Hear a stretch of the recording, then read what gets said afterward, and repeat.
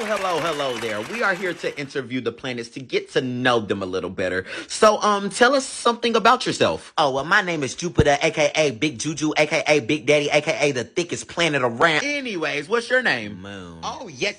So tell us something about yourself, Moon. My name is Moon. Oh, well, anything else? I'm a moon. Oh, okay. Anyways, what is your name? Saturn. Oh my gosh, you're just the sweetest little pumpkin I ever met. Oh, thank you. You're welcome. How are you? Oh, hell no. Damn, mama, man, I love the way you dancing. Nope. Tell us something about yourself. Your breath stink. Your mammy. Oh, well, We already know about you. Can you shut up, please? Thank you. Is that Pluto, the fan favorite? Give him a round of applause, everyone. We didn't get no applause. Shut up, Jupiter. Anyways, Pluto, how does it feel to be a star now? Give him some time, folks. Bah! That's what I'm talking about, Pluto. You know what? They don't see you as a planet, but I know I do. And that's on what? Woo. Do you have anything that you want to say to the audience, Pluto? There you have it, folks.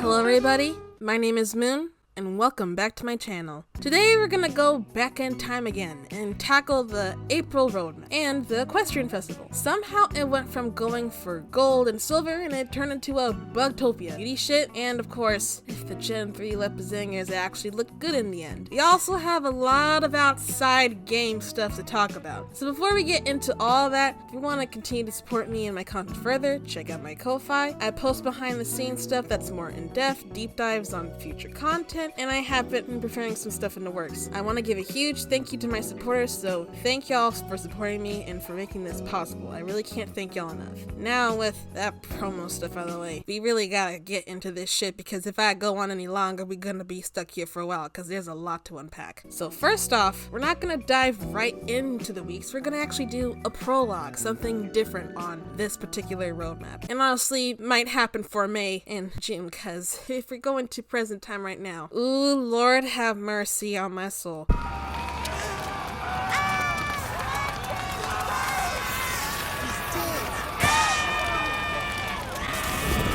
So, without further ado, let's dive into, for the first time, not a week, but a prologue.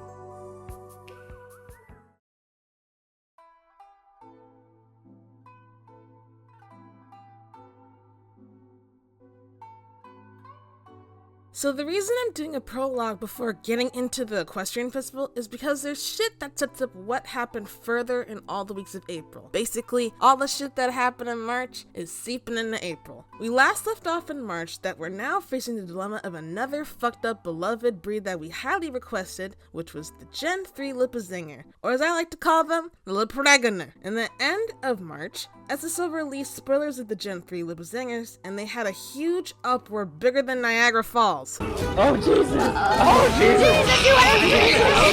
Jesus!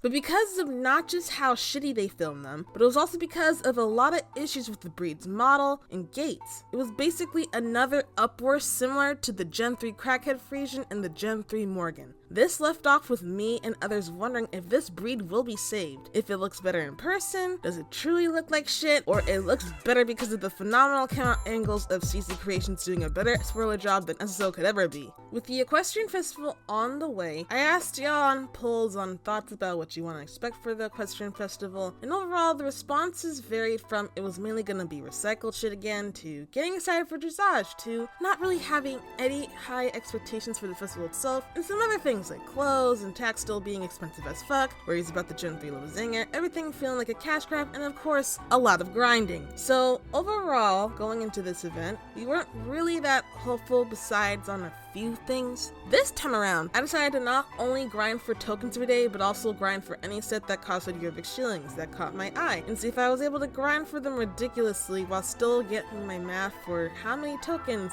you need for everything. Usually with Jorvik shilling clothes, I don't really try to go for them unless if I do it on accident. So this time around, I decided to do what happens if I did try to grind for them. I'll go into detail in my overall review on how all of that went, but also there was a shit ton of bugs, y'all. They were fucking everywhere. And with the poll, these were basically many thoughts of what people thought about going into this event. But the results were really unexpected, and you'll see why as we go into each week. So without further ado, let's start off with week 1.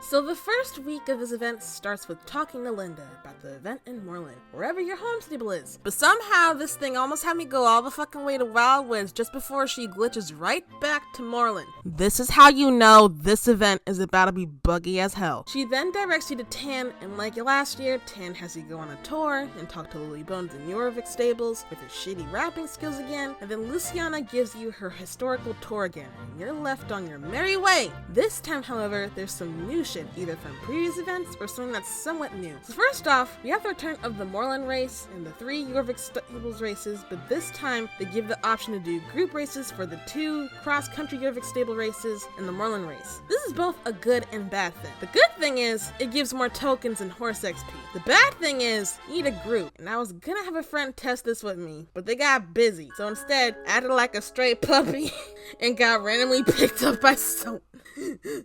And this is how that went.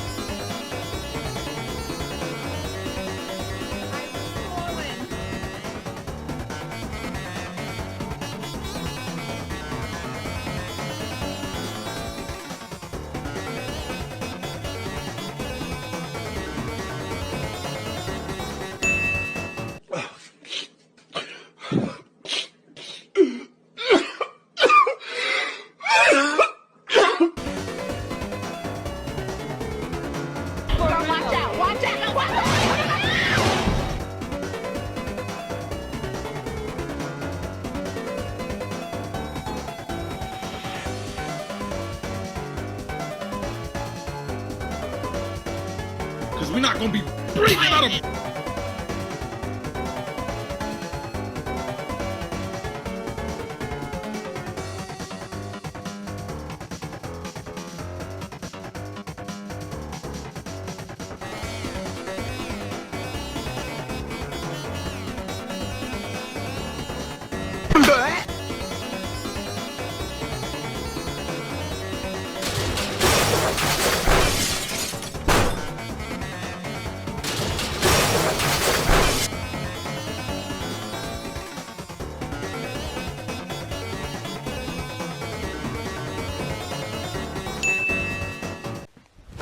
Emotional, damn it! So I'll be mentioning the group races again when I start going over how many tokens I got this week in terms of per day and stuff like that. But overall, the only thing I wish group races had in general was a queue you could step in and to get in a group race. A good example of this is Wizard 101's queue thing with getting a group for dungeons, and it's really effective because it not only lets you meet more people, but you get people to help each other with not only being able to get certain stuff they're grinding for, but even XP if they need it. SSO's way is just basically, you gotta do it yourself, and you can't accept the quests unless you add them. Waking up in the morning, thinking about so many things. Another annoying thing on this was that literally you can get people varying from they're just there to make sure you both get your tokens and then get the hell out of here, or you get salty people. And basically, they leave the group when you're either beating them really bad or they leave because you're on a max horse. And this happened to me thankfully only a few times, but honestly, this shit's ridiculous in itself.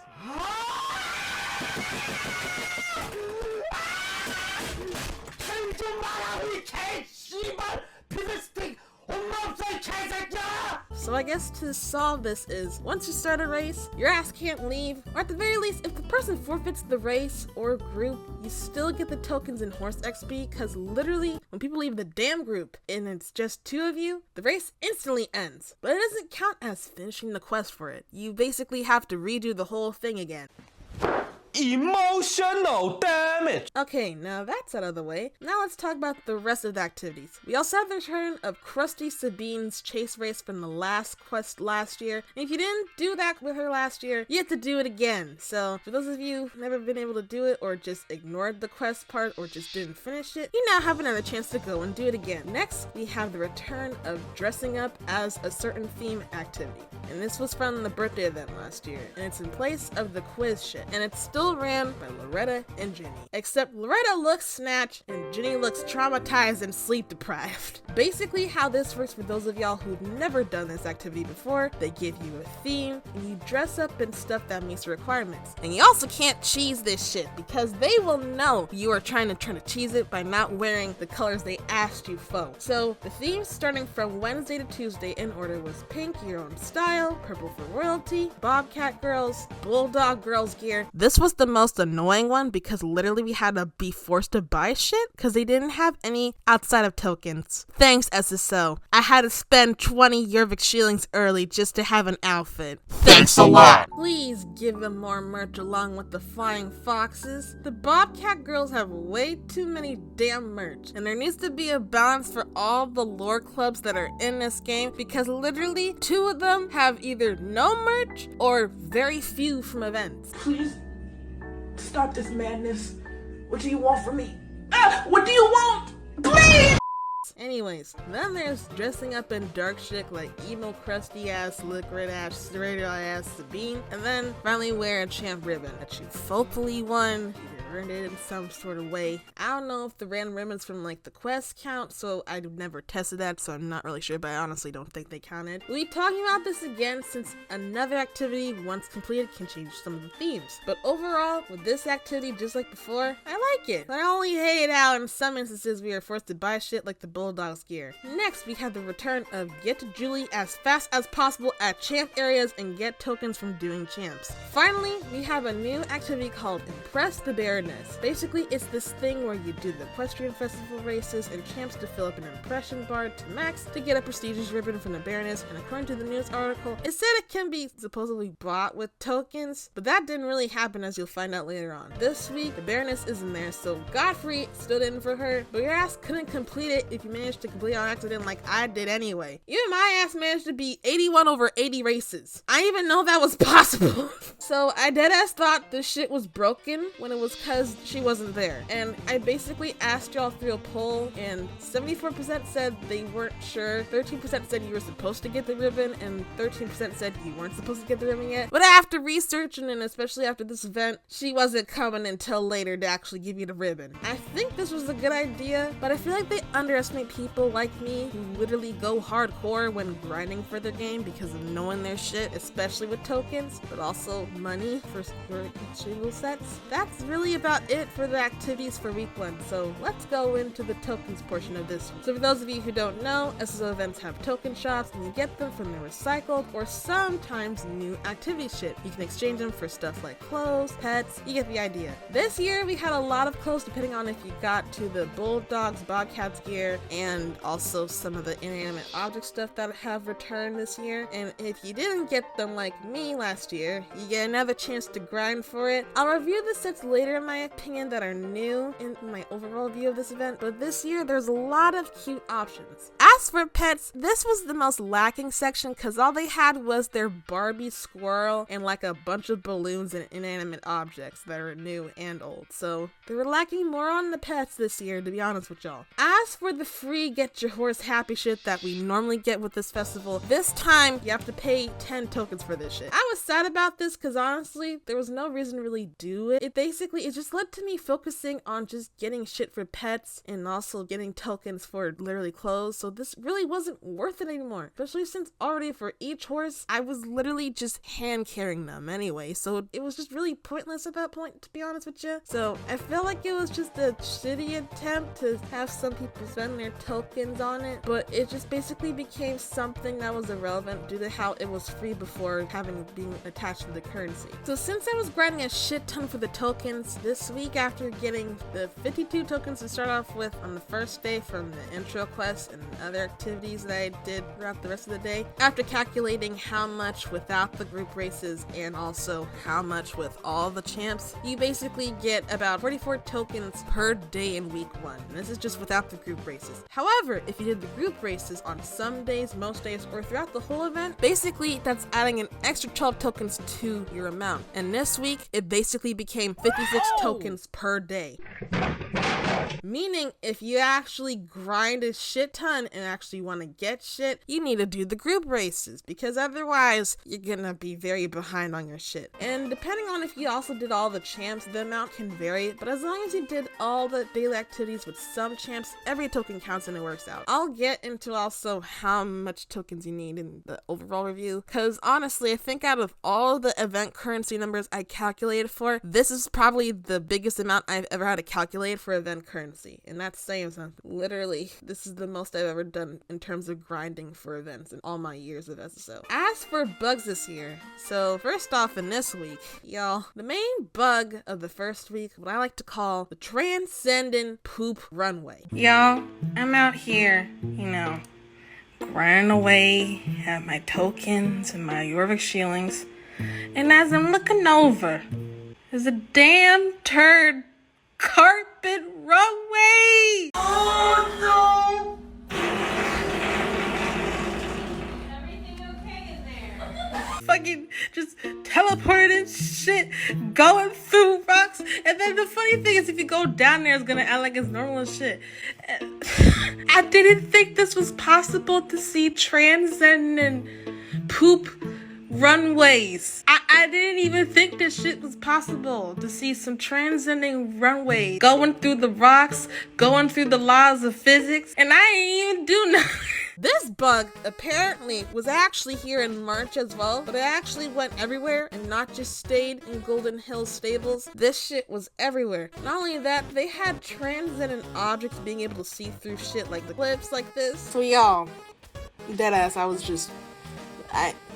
just fucking going on the ramp as normal. Tell me why I see a blue thing out of the corner of my eye. Oh!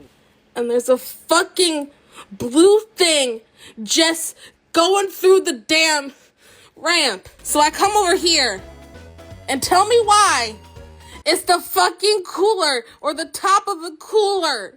I honestly think this is getting up to being buggy as fucking Halloween. Just barely. Just without the crashing. Because I found so many random glitched out shit. It's ridiculous.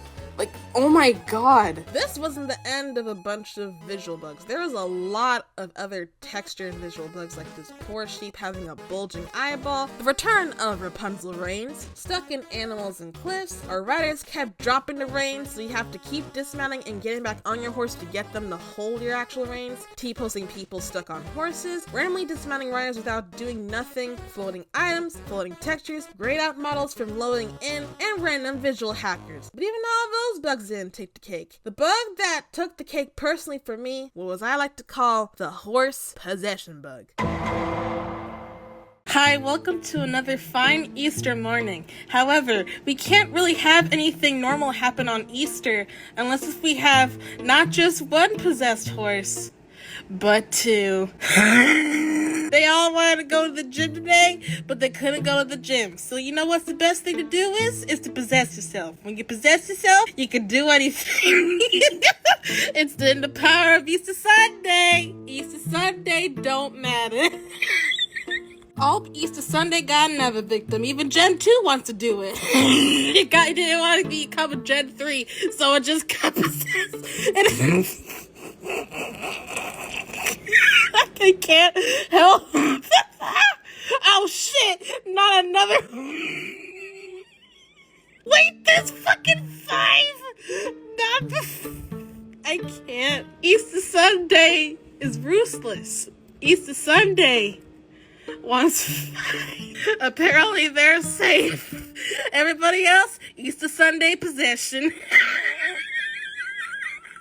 This bug was so crazy. So many people's horses were either running, frozen in a gate like a statue, or just sitting there like a lifeless soul with nothing behind their eyes. The bugs were just fucking everywhere. Like, y'all, this was basically a fucking bug infestation.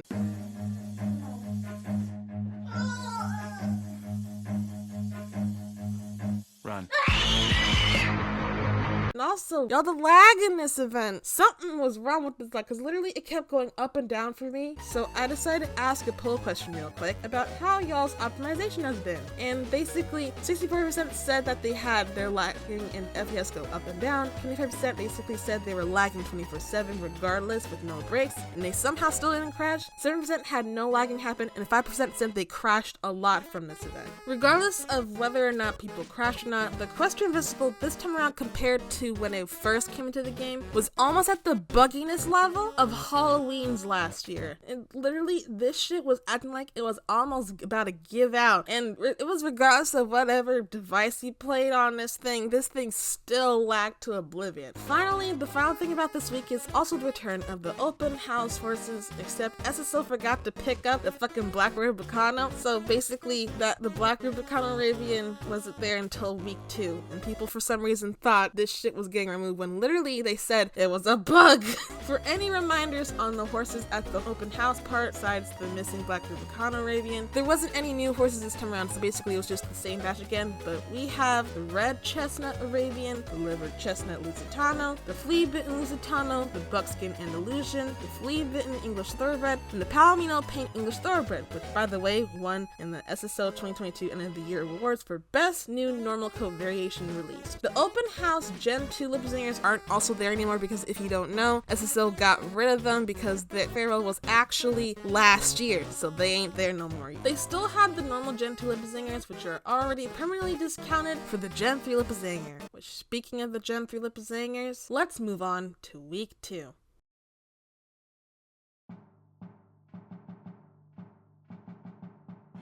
Week had finally arrived. Release the Gen 3 Lippizanners. He needs some milk. And also dressage. So as I said before, this week we have the Gen 3 Lippizanners and for the first time, actual dressage. They also added a horse section on their website detailing the breeds that they have in game, which is nice. And then they added a new UI scaling setting in 3 sizes to only PC to prepare for the new UI. But it also fucked up Mac users as well because it wasn't supposed to do that, so they had to do a bug fix for that. I did a poll the day before this happened asking all 3 questions. The first question was there any final thoughts on the Gen 3 Lippizanners where they released? And it was again, fixing the stiff gaits, fix the chubby unproportionate model, hoping it's not unfinished since they still look unfinished in the trailer. Feels like they lazily put them together. They're ugly, they're expensive, they're fat, they need more fluidity in their animations, and a lot of other issues on it mixed in with some still liking it. Then the second question was, what were y'all's prediction on the comments for this? And 67% said it's gonna be mixed, 17% said another upward, 8% said loving it, and 8% were unsure. And then the final question was, do we like them? And 39% said sort of, 24% said I don't know, 19% said yes, and 18% said hell nah. So right now it was very mixed on what we thought was gonna happen the next day. So the next day comes around, and here I actually did a live reaction to the Gen 3 Lippizanners, the UI, and also the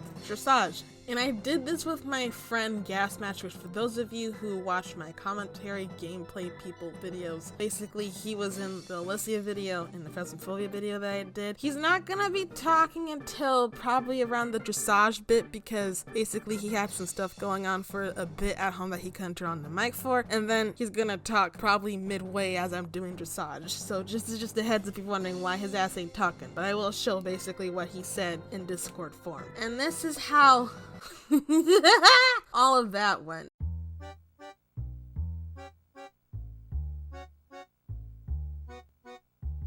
Okay, so I am with a friend doing this. Gas, you can kind of just say hello in the chat. Hello. Normally, I just do my looking and inspecting before I talk about it in said section, but no, because of how big this horse thing kind of has been going, we're gonna go inspect it. Also, there's a lot of lag, so I'm just gonna move to a secluded area because they also updated the UI and wanted to scale some shit. And from what I've seen from a lot of people, especially on mobile, it strains a lot of people's eyes. So right now, we don't have any of it set. It's just blank. So we're gonna look at the smallest one.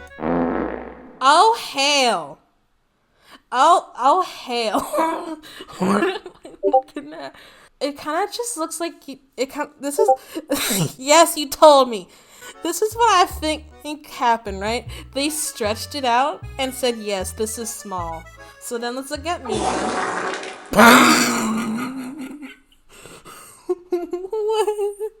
What? And then we large. Oh no! What am I looking at? What am I looking at? Oh no! I'm just gonna go with medium because that's the large is huge! Why didn't they just do sliders? Because they have presets. Why didn't they just do like a slider? And also, nobody asked for the UI for like size to change. Imagine this with the new UI. That's like imagine that with the new UI. It's gonna be fucking messy.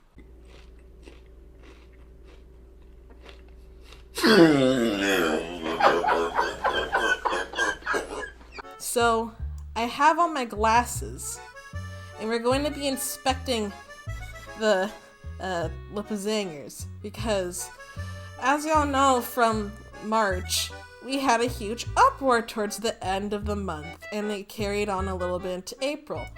So these are the Lippizanners. We love Bookstable.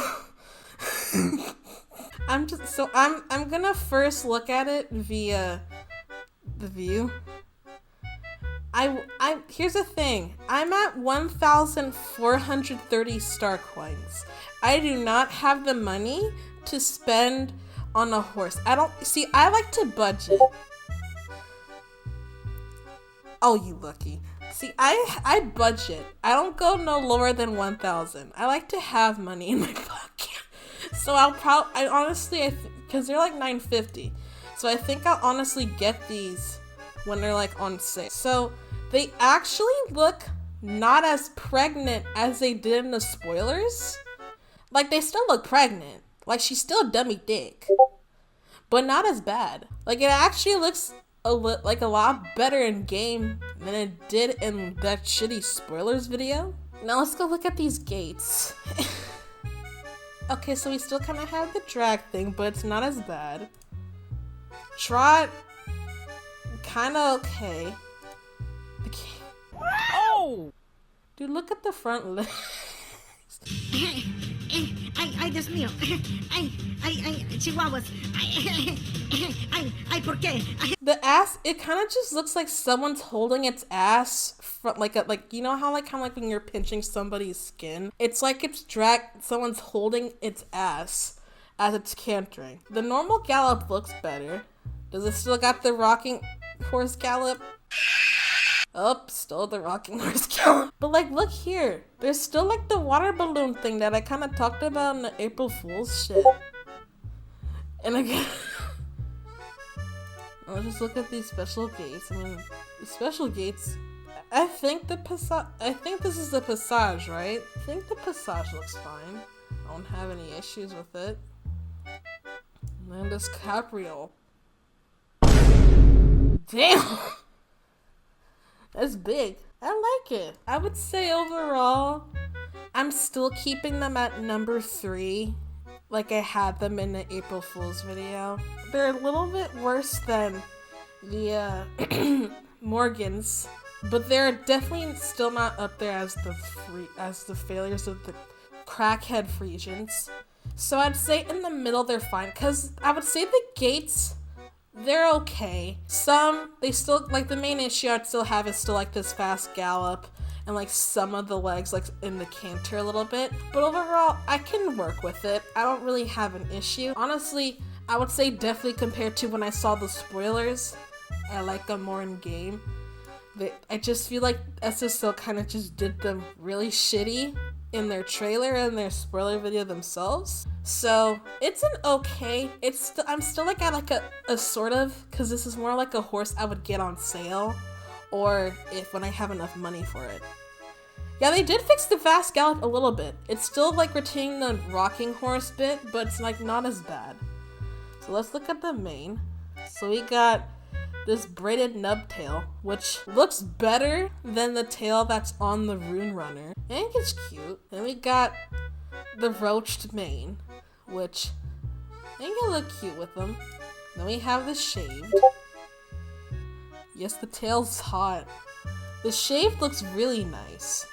And then we have these braids. With these braids, it depends on the horse for me, because some braids just look messy, and it also just depends with the coat. But I don't mind them on the Lippizaner. Then we have obviously the normal braids, which look fire. And then we have like a regular, like, what the fuck is this called? Like a short ass mane, but not short. We're just gonna go with short. It looks cute. And then we have braid with the nub tail. So I don't have any complaints. So now let's move on to looking at each coat. I would say also, if I had to get which one I want first, it would probably be the white. So we have the flea bit. Oh fuck. The flea bit, I also ended up liking. I'm gonna stick with Deadrising. They haven't done a horse who would look as fucking mollies with the braids. That is true. Because so far those long braids, it's a struggle to really find a horse that looks good with them. Because the only ones that have looked good to me from some of them is like the paint horses, and because some of them just look fucking ugly, some of them don't. Also, I'm gonna look at more in depth here. They are not as thick as I thought when you're like standing and looking at them. The ass is definitely, I would say they definitely like made them a little more skinny, but they still kind of look pregnant, but kind of like pregnant in like their first trimester. Like, you know, like when you're pregnant and there's like the first few weeks and then you kind of just start seeing the bump like a little bit. That's kind of where this horse is at. It's not like extremely pregnant as it was in the spoilers, but it's like slightly pregnant. It's like slightly chunky, but I would still kind of prefer them to be a little more slim, not as pregnant. What? It's funny. This is how Lippizanners in Vienna's school looks like. Okay, so I think we can kind of confirm that they actually did try to make them look as accurate as that Vienna school that they talked about. Because they look less chunkier here. Whereas in the spoilers, they looked hella chunky. Like, they looked like she was about to give birth the next day. I need to stop. Hold on. Wait. Hey! Then we have this light dapple gray, which I think the dapple grays are growing on me. I'm gonna talk about a little bit because I did have some grapes. I do like the light dapple gray a lot. I think it's cute. It's just, there's random weird lines of hair. Like if we look here, there's like kind of like random lines. It kind of just looks like they took a brush and kind of just slapped it across the horse, but didn't really like blend them in. Like it kind of looks dirty. I need to stop. And then we have the two dapple grays I had a main issue with, but they are growing on me. I just kind of feel like they copy pasted them. Like they just took, because the rose gray looked like it came from the Pasofino dapple gray, slapped it on there, and then kind of made it different. Oh shit. But yeah, and then basically the iron gray one is just basically a darker version of the rose gray, but without a sock. Actually, excuse me, without 3 socks. So I don't mind getting these in the future just right now, but I do feel like the dapples could have been a little better. And then the bay one, you know, the bay actually looks better than I thought. I wasn't really a huge fan of this one, but I actually kind of like this one. It's very crispy. Because here's the thing, I still think it is kind of copy pasted from the Morgan one. They are crispy. What is it, however? Yeah, the dapples could have been more detailed. Because if you look at the dapples, it kind of looks like they took like a, like, you know, like that star-shaped brush in Photoshop? It's like they took that, and then he just stabbed it all over the horse. Okay, back to what I was talking about this bay. The bay looks better than I thought. It actually looks crispier. Do I still think it's copy-pasted from the Morgan? Yes, but it looks actually crispy, so I don't mind the bay as much as I thought, so I wouldn't mind getting it. And then the black one, I really like the black one as well. That's probably the second horse I would get, because it is cute. So I would say they're cute, but also this horse could have been better. The amount of reins I've had going across the screen.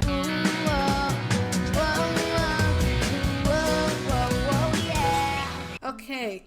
By a generous donation, I am now on Gas's alt, so I automatically get to try a Lippizaner without doing it.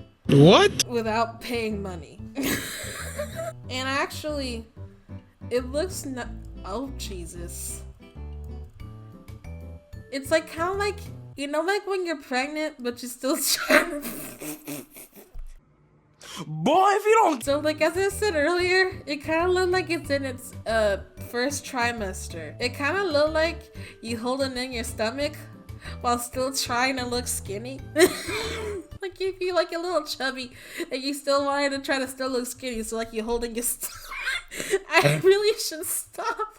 I should really actually look at this seriously. I'm just walking around on normal. So, let's just start from here. So, we have the walk. It still looks, I mean, like, eh. Then we have the trot, which is cute. Then we have the canter, which is my second least favorite gait on this horse. Then we have the gallop. We have the gallop. I didn't look at the jump properly, but that was because I ran into shit. And then we have the rocking horse fast gallop, which is still kind of shitty. And then the jump, I have no idea. We're good. Oh shit. I kind of need to see a better angle. Beautiful. Just beautiful. That was a beautiful presentation I did. Shut up. Look at the name of that horse. What? I didn't even notice the name. Dance Bug. I think that's fitting for this horse. That's fitting. Okay, let me actually see the jump again. Okay, the jump's okay. I still hate this rocking horse gallop, bruh. Okay, now let's play around with the special stuff. Let's start with the special gate. Oh, this is slower than I thought. It's still cute. It's a cute passage. And then we have the capriole. Probably the best animation special move yet, I think. Because I think that's probably the best special animation on a horse, period. And then the rear is the levade. So they put the levade on the rear. Honestly, I'm fine. I can work with running around with this. So it's still at the middle of on the April Fool's Day video. Because, once again, this could have been better, but yeah. You should probably go back on my account. So I think this concludes. Let me just get here. Okay. So I think to conclude I'm moving out of the way. Let me just recompose myself. So I think to conclude with this bit. So I think to conclude with this inspection that they are definitely less chunky than they were in the spoiler. Come on! So I think to conclude with this inspection is that they definitely look less chunkier than they were in the spoilers, but I'm done. I feel like they could have done them better and more up to justice, because they are pretty accurate to the Vienna horses, but I feel like it could have been a little better with it not being as pregnant, and I would say the Dapple Greys could have been better, and the Gates could have been better, but I would say it's still like in the middle. It's like not as bad as the Frisian or Curly Horse, but it's not as better than the Morgan, personally. So I think it's staying in its number 3 spot of my April Fool's video, and I rest my case.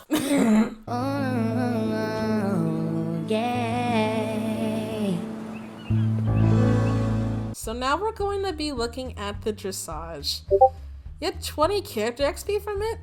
Shit! Right, hello Chloe. I don't think I've seen you, but we're gonna just talk to you. Under the dressage unit, I got permission to run a dressage event to teach people the sport, such as crap, yada yada yada. You get some actual trainers and professional trainers to come here. Sounds great. Wanna try the instruction thing? Oh shit! 400 XP and 20 XP. Let me just turn up the sound because there's music with this. Okay, 400 XP. Before we get started, the most important thing in dressage is performing the test correctly. It's not about speed. Aim for the highest amount of points instead. Yeah. So how do you get points? So you get points for each pattern based on how range from 0 to 10, with the higher number being better. Is that accurate? Because I've played dressage in other games, so it was more so just be as accurate as possible. Okay, it is accurate. 10 is the best. Yeah, that's what I suspected. If you don't follow the intended pattern, let's say you go in the wrong direction or are galloping when you're supposed to be in a canter, you have a penalty. 3 penalties in 1 pattern and you're out. Either start again or go back to training and memorize the pattern. Okay, since this is your first time, I'll let you continue with the lesson despite how many mistakes you make, but I'll still call out the penalties because I'm not going to be blamed for teaching you wrong, alright? When you're ready, start by going to the first checkpoint in the middle of the arena while in a walking gate. Oh god, pray.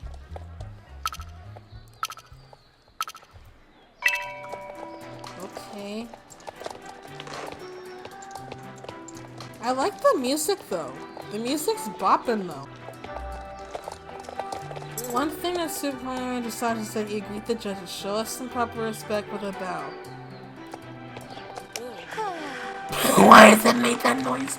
You're doing well so far. Go on to the next checkpoint right ahead. I can already tell right away the penalty stuff is very sensitive. Turn to look behind you and to your left. Do you see the— okay, I see the checkpoint. You're gonna start changing. Gates changes are 5 in advance to green chipper, so switch over to try once you reach the point. Lord have mercy. Oh shit, I just realized everybody is doing it at once. Oh shit. I almost shat myself. I switched! Hi again. Yeah, hi. The thing is that these arrows, the blue arrows which you are following, there will be no arrows in the real race. So, yeah.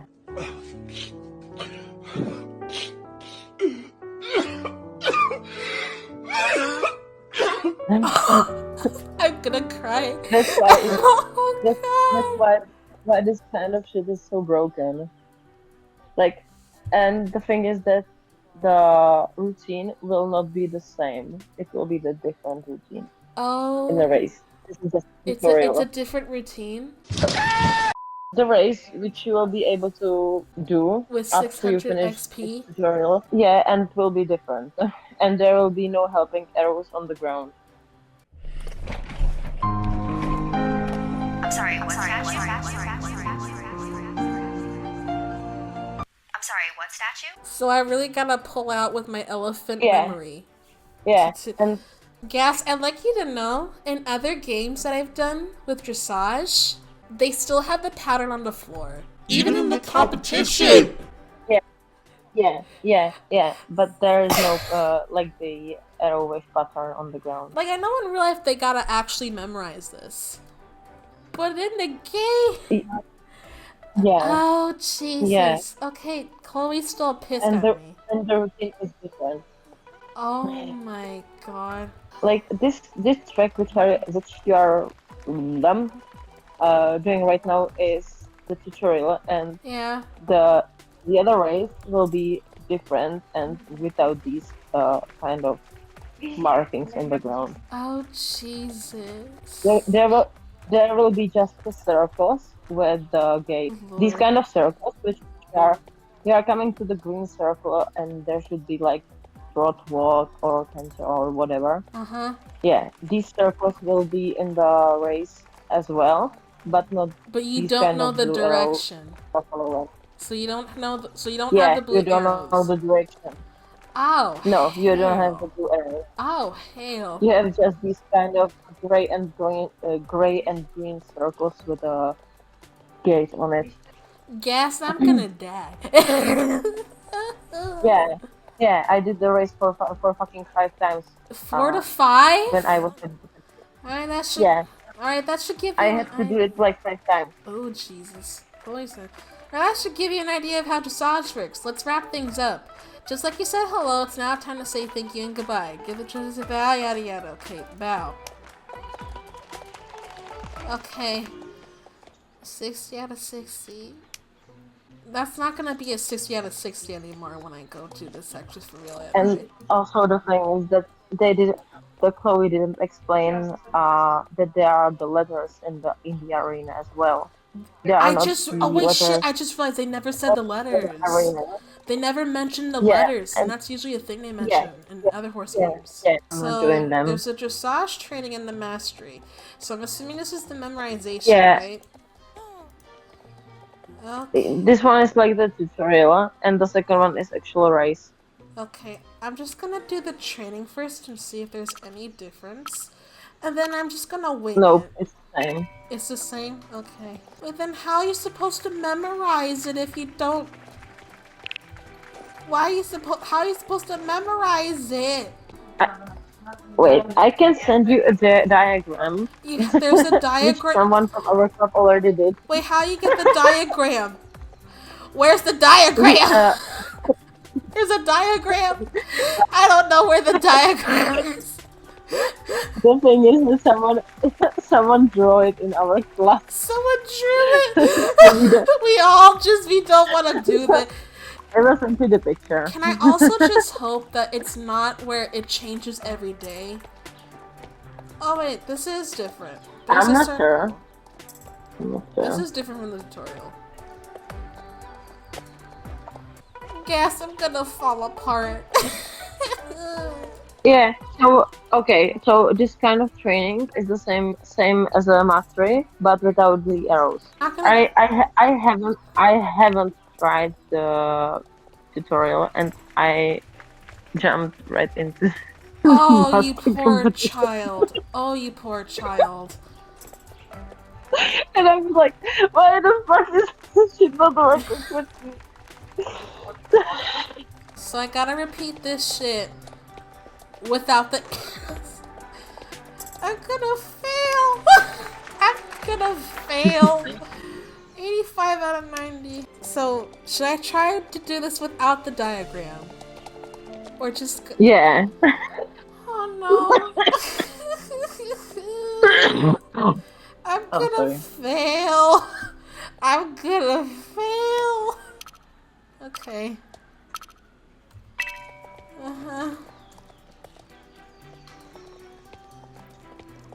Good luck, have fun. I'm not even going on the line. I'm just like off the thing. I'm just gonna. Yeah. Oh god. It doesn't make any fucking sense. Oh god. Like the routine makes sense, Yeah. make sense like in real life, and the point system makes sense as well. But I think they program it kind of badly because the penalty system doesn't make any fucking sense. I literally did that perfectly. Bitch, you saw I did that perfectly, right?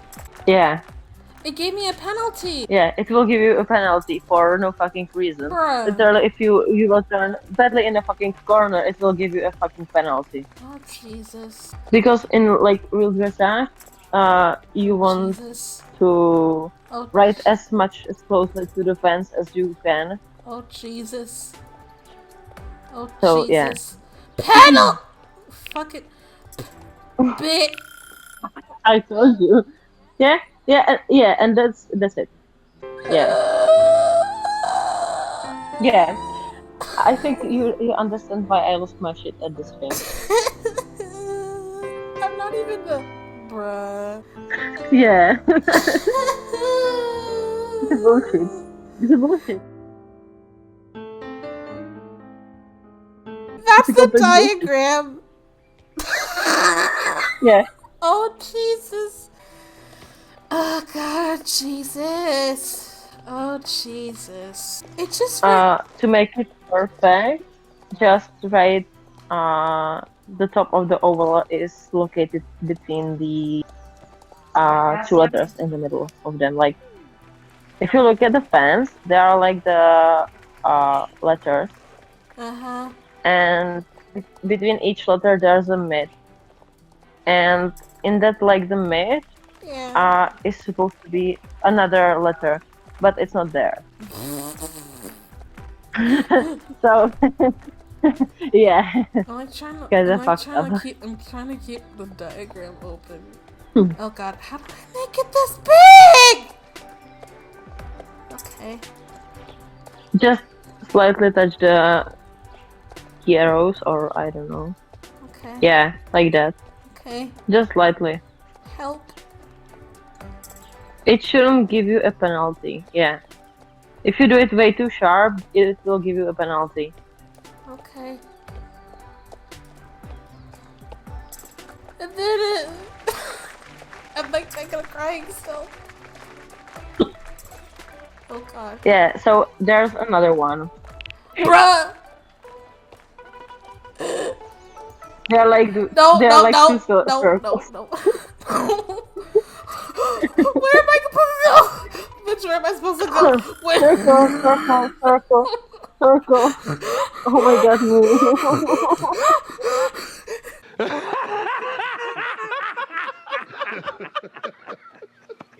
I don't even know what happened. I was like, yeah, I got the first circle. And then I was like, oh shit, there's the second circle. And then I was like, wait, what the fuck am I doing? No, I told you there are two circles. I know, I looked at this diagram, I was like, okay, there's two circles.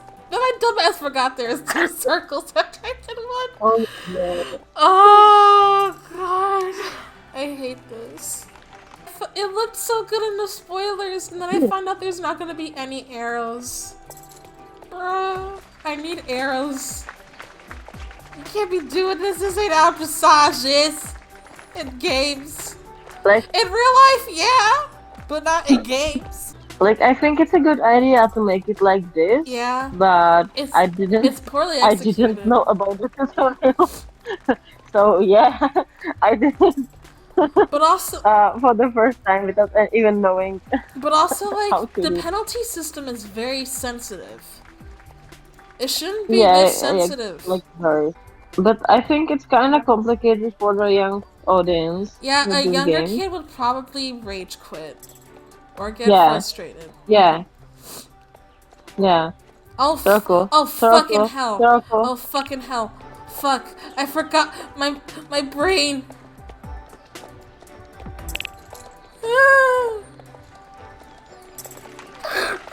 Counter. Rock.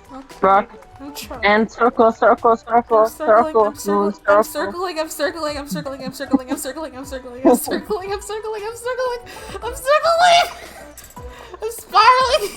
Okay. Circle. Bitch. It didn't give me a penalty. I think I did. Am I almost there? I think I'm almost there. Yeah.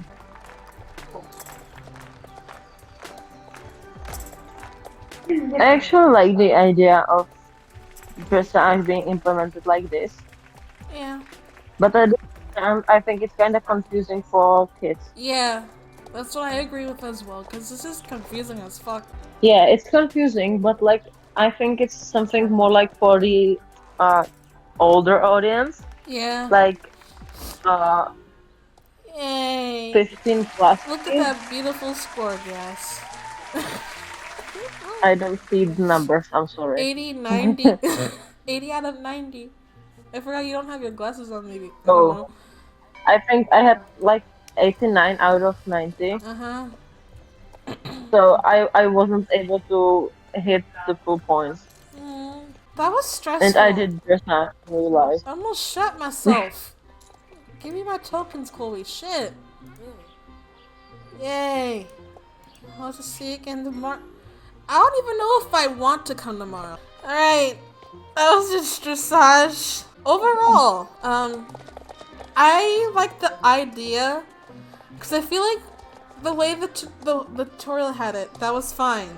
It's just without the arrows, it's just a bit of a no for me. I kind of had to do that before in Pipifunnel 4, but instead it didn't penalize you 3 strikes you're out sort of shit. It was more so get as accurate to seeing the pattern on the floor as possible, and then it fades away for like a special move thing. But it still had arrows for like everything else. Yeah.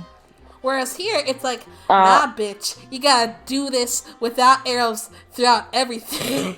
I actually think like it's the good, how's the word? Like good idea, bad execution. Yeah.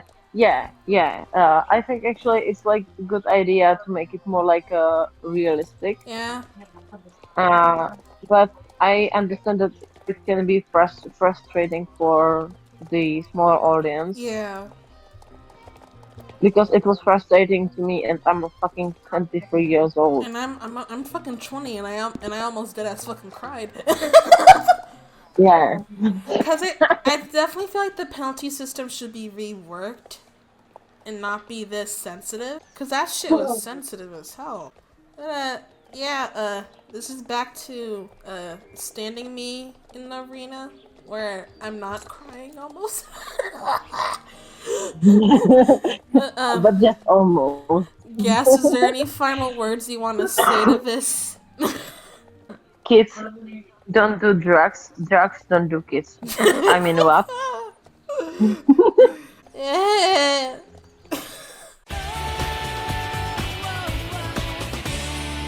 So this was a lot of surprises, and also some parts not really that surprising. First off, we're gonna talk about the Gen 3 Lippizanners. These horses surprised me a lot, because I thought I would only get like a few, but no, I actually plan to get all of them when I can afford it. But does it still deserve its number 3 spot in my totally legit top 5 Equestrian Festival horses? Yes, and here's why. This horse is not as bad as the curly horse in Gen 3 Crackhead Frisian, but it's not better than the Knapstrupper in Gen 3 Morgan personally. And surprisingly, this was made by Lisa. And also, this is not surprising as I'm saying this out of my mouth. However, we also still have no idea who made the Morgans, but honestly, the Lippizanners here got the same facial lines as the Gen 3 Morgans, so maybe the textures were done by the person who did the Morgans, or it was copy-pasted. We really don't know. So basically, overall, this horse generally surprised me. And as for if there was a comment wave, it was just mainly a lot of people surprised, but there was still like a mixture of people giving feedback and some people praising it. So now let's get into grading this horse, and first off, let's go over the coats. The coats, again, they surprised me a lot, as I stated when I was doing my live reaction to this. Only a few have this weird texture fur thing, and by few I mean the light dapple gray, and I also felt like the rose and iron grays patterns felt copy-pasted with the star brush from Photoshop and using this Passivino dapple gray on them, and maybe the Percheron's iron gray. But besides that, most of the coats are alright to where where I'm fine with getting most or all of them. The bay was probably the most surprising for me because I didn't like the Gen 2 version, but then when I was in person, this shit was crispy. Like this bay was that fucking gorgeous, and I ended up liking it. And as usual, my number one favorite coat out of the whole batch is the white/gray one, and that's probably gonna be the one that I'm gonna buy first. But in terms of other ones in my top 3, it's probably the black one and then the flea bitten one. And I think it's because I like the simplicity of this kind of flea bitten pattern. I do like the normal flea bitten patterns that's used in a lot of horses. I just really love this one a lot, so it was really cute. Next, I love all the mane styles on this horse. This horse for me fits every mane style. Literally any mane style can be used on this horse to make this horse sexy, especially the roached mane on the black, magnifique. Next, the special move and special gait are very well done. The cap reel is probably the best special move that I've seen ever animated, and it's fucking gorgeous. The Dressage is better than I thought it was, and it was actually pretty alright. The Levant is also still fire as usual, and except it's now rear, but I did wish that we could have the option for a normal rear and have the Levant on another button, personally, but that's just me. Next, I like the idle animations. They're fine, and they're also really chill, and they still exude elegance somewhat with them. Finally, some of the gaits I really like, and I like the trot and normal gallop the most. Now onto the cons, which there's still a lot since the spoilers. First off, this horse is still chubby as fuck, and she's still dummy thick and still looks pregnant. But I do have to say, it is not as chubby as it was in the spoilers. I would say it went from a 3rd trimester again to a 1st trimester, as we stated before. But I still think this horse shouldn't have been this chunky in the first place, personally. At the very least, it should have been more leaner, similar to the Gen 2 version, but still, you know, still Gen 3. But for now, the model's okay. Just there's still some issues with the model itself in terms of accuracy, in my opinion. Next, they still have other gaits that are stiff and broken as fuck, specifically the walk, canter, and the fastest gallop. First off, the walk looks like the poor thing is stepping on some Lego somebody left all over the floor. Then, the fastest gallop, it still runs like a fucking rocking horse. Plus, Luna Sandgarden again. Didn't end up not just them like a rocking horse, but y'all, also push-ups! Now I'm a bad witch, I'm a bad witch. Now I'm a bad witch, I'm a bad witch. Luna, you're killing it with these ads, man. You need to keep doing this. And then finally, the canter feels like it's trying to run and punch like a seahorse. I don't know how. When a seahorse don't even got legs, but it did. Next, as I mentioned earlier, some of the coat's textures feel off, with specifically the weird fur lines on the light double gray, while the rose gray and iron gray struggle with mainly feeling like they're copy-pasted from other coats. Also, I like to add that I also felt like the main highlights of the iron gray specifically and the light double gray, I felt like they didn't blend that well because since they went for the streaky look, but they just kind of look off in my opinion. And also I felt like the shine is also very similar to the Morgans, as I kind of mentioned with the facial line thing. Finally, I still feel like despite it being less chubby, that the Gen 3 Lippizanners still feel like a horse trying to be a draft horse. But it's also still trying to be Baroque and Dressage like at the same time. I feel like if this horse had the proportions fixed properly, especially in the stomach and chest and the ass, then it would have felt more like a Baroque Dressage breed personally, in my opinion. Since as I'm looking again at the Spanish Vienna horses by looking back at them again, they're kind of close, but not really there. It's like more like at the middle as I'm looking at them. Is the model more okay now? Yes, but does that mean it's still fine in terms of proportions? No, not really. Now that I've gone over the cons, I did a poll on questions regarding the Lippizanners. First question I asked, do you like the Gen 3 Lippizanners in game? And the results were 42% sort of like it, 33% like it, 12% weren't sure, and 12% said hell nah. So it was really still a mixed bag, just like from the spoilers. And the final question was, what's some final thoughts that you have on the Gen 3 Lippizanners in game? And overall, the responses were mainly, they're okay, their faces are good, they still look pregnant, the gaits are still stiff, the special moves are good, they still feel very chunky, they still feel unfinished, they look better in game, they still look awkward, the horse anatomy could have been better, and some people like it. Now that's done, let's get on with the grading system. Coats are a 7 out of 10, and that's mainly because of the weird fur texture, the airbrush shine that feels like it's copy-pasted from the Morgan with the lines, the highlights of the dapple grays that I had an issue with, and also the copy-paste looking star pattern from the Photoshop shit from other horses on the iron gray and the rose gray. Gaits, I gave them a 5 out of 10 since it was basically the trot and normal gallop were versus the walk, fast gallop, and the canter, because one batch was better than the other. Model, I give that a 3 out of 10.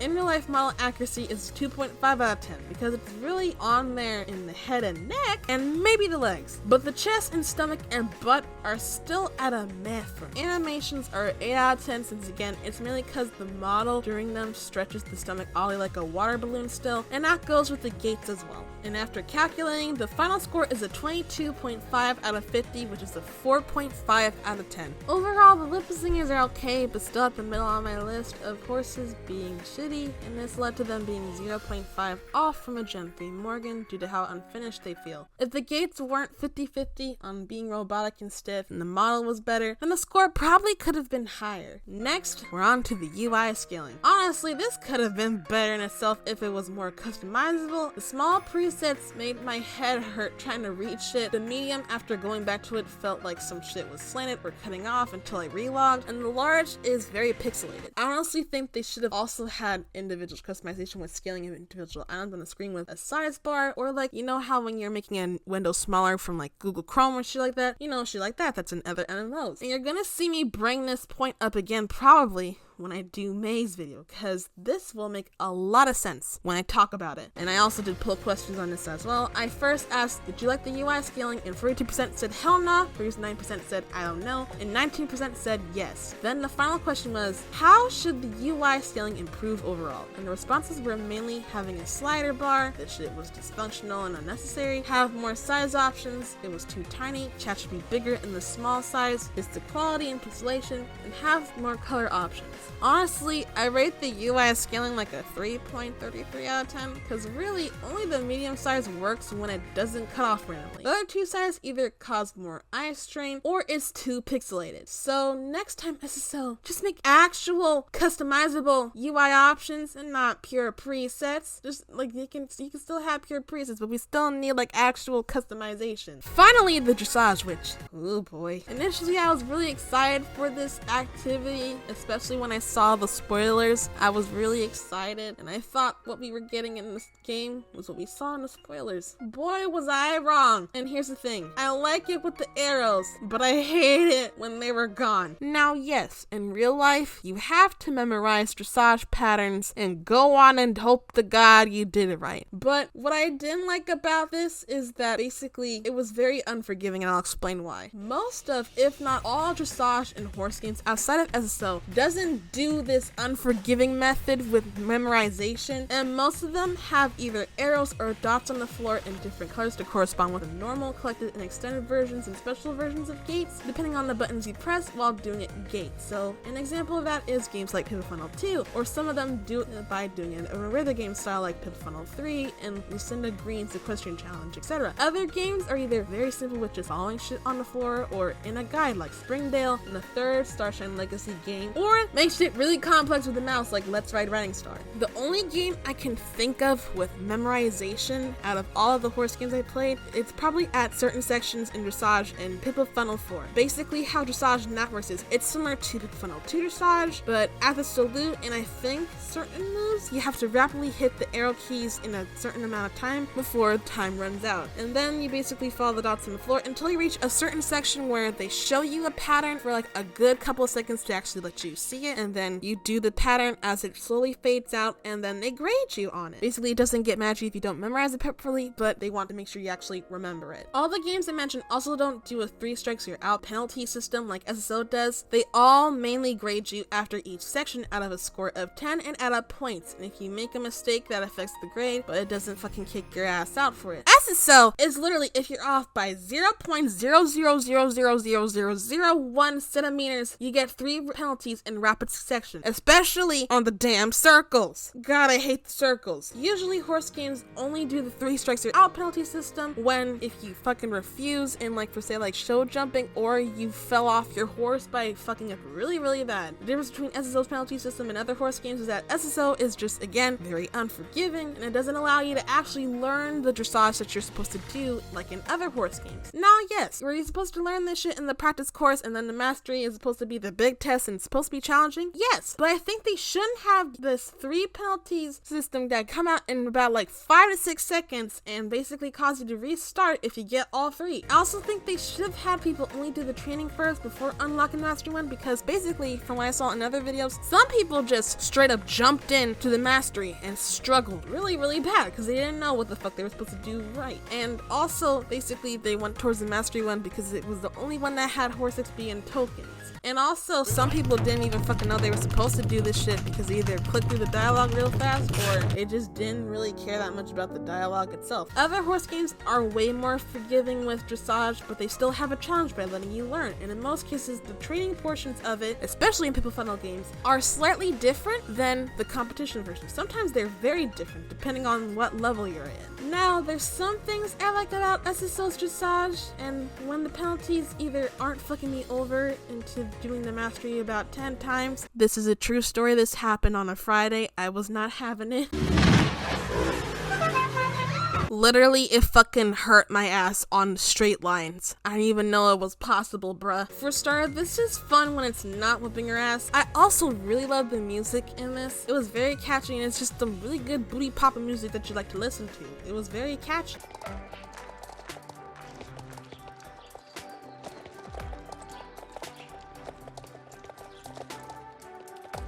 And then the final thing I liked about it is that at the very least they tried to use shit that they've done before from Druid training and the 3rd Starshine Legacy game with On. Just they need to fine tune a lot of this shit because this isn't supposed to be a 3 strikes you're out thing. I guess they're trying to do that so they can keep it like with the races and stuff, but this is supposed to be take your whack at this and see if you can hit this certain grade or not. That's it. For what I've seen, a lot of people also struggled, and it was to the point where we all dead ass cope with comics people made and we were all sharing our pain with each other. Some people just almost fucking quit the damn dressage, and some people just straight up quit the dressage. That's how much this dressage is a pain in the ass with the penalty. Also, I forgot to mention the points themselves. I don't know how they handed them out, but it felt like based on the penalties, it was a 10 out of 10 for no penalties, 7.5 out of 10 maybe for 1, and 4.5 maybe for 2. But I'm not really sure because sometimes it looked inconsistent. I also just like to add, if it wasn't for Gas giving me a diagram to be able to figure out how to do this shit, I probably would have struggled if I was by myself for a good fucking hour. So I think they need a clear penalty number so that it's not feeling like it's randomized, because it honestly just really does. And just like the other sections, I asked a few poll questions regarding the dressage. First question I asked, did you like the dressage training? AKA basically the stuff with the arrows. And this shit was mixed with 40% saying yes, 32% saying hell nah, and 29% saying I don't know. Next, this is a fun one. Did you like the dressage mastery? AKA you got no arrows to save your ass. And the results were 45% said hell nah, 33% said yes, and 22% said I don't know. So far, dressage right now is very mixed. Then I asked, before trying dressage in SSO, have you ever done SSD or in real life dressage? And the reason why is because I wanted to try to see if there was people like me that either have barely done SSD and have never done in real life dressage that tried this, or people that have just never done SSD and or in real life dressage when doing this. And the results were actually very surprising. 63% have actually done in real life dressage or SSD, and 38% haven't. Another reason also I asked this is because I just want to see if the experiences varied depending on whether or not you had experience going into this. Second to last question I asked, do you like the way dressage was done in SSO overall? And the results were 37% said I don't know, 33% said yes, and 30% said no. So it was just again just a really mixed bag on if we actually really liked how they did it. Final question I asked is if y'all had any suggestions for dressage, and the responses were mainly wishing that the penalty system wasn't so strict, there were more random patterns to learn, bugs needed to be fixed, the test needed better guidance, they needed to still have realism when making this, fix the timing on the switching gates better, and have indicators or small arrows at some spots so that it's far more obvious on where you're supposed to go and hit, especially for gates. So my overall rating with the dressage is a 6 out of 10. It's enjoyable when it's either with arrows or when the shitty penalty system isn't whacking your ass. But overall, this dressage system needs to improve because also this shit pushed my patience. Cancellations to the brim, y'all. And I hope it does come back, but as a permanent activity this time and not a Equestrian Festival thing. I would love to see this in-game in other places, just please. As for everything else this week, the Lippizaners also came with the Iberian saddles and saddle pads, aka more attack that 90% of the Gen 3 breeds in this game still can't fucking wear. That's also expensive. And also they just remind us again about the Gen 1 Irish cobs and North Swedish horses going away in May soon. The Black Rubicano returns, and then they fixed a game-breaking bug where Linda is fucking gone due to the main story quest that's happened beforehand, so now people can finally see her and do shit. And somehow, the fucking Baroness is still not fucking here. Y'all, I sat there hoping to God this lady gives a huge reward besides a fucking ribbon, cause if so, her ass was about to get you the fucking SSO's front office at this rate, because this bitch wasn't fucking here and I already had finished this shit and I worked hard on this shit. As for the tokens for this week, after getting Wednesday and giving 12 with whatever amount that I got on the first day, after recalculating everything based on the dailies and everything with the group races again, week 2 you get 62 tokens per day if you did all the champs. And as for bugs, y'all, there was just more bugs coming into this game. So this is the week where we just start seeing what I like to call the wigless NPC and rider bug. Basically, depending on when you come into the event area or even just anywhere, there's NPCs that are literally fucking gone, like literally just with no weave, y'all. Like even my fucking head, they were just fucking bald, brains gone, just fucking no weave, and it's just gone, y'all. The grade loading in people was also getting worse, with even the rider looking like they're getting sucked into the matrix. Windows can also almost get stuck in certain places, and also the lag was just getting even more wild, with even pets looking fucked up. But for this week, the main bugs for this week that just took my ass out, I call this bug the teleportation bug. Y'all, so you thinking right now, Moon is probably, just somewhere in a field. Nah, man, you see what happened was, I was fucking doing some chores, and I was in New Hillcrest doing the grooming. Somehow, some way, I got teleported to an ocean all the way over here, and I can't move. Can I even call pickup? No. Look at this. I can't click on shit. And I somehow teleported all the damn way over to Steve's. To this day, y'all, that was one of the craziest bugs I've ever witnessed in-game in all my almost 11 years of SSO. Solely because I got teleported through the Earth's core, through the ocean, into the ground, and up onto the Earth by Steve's.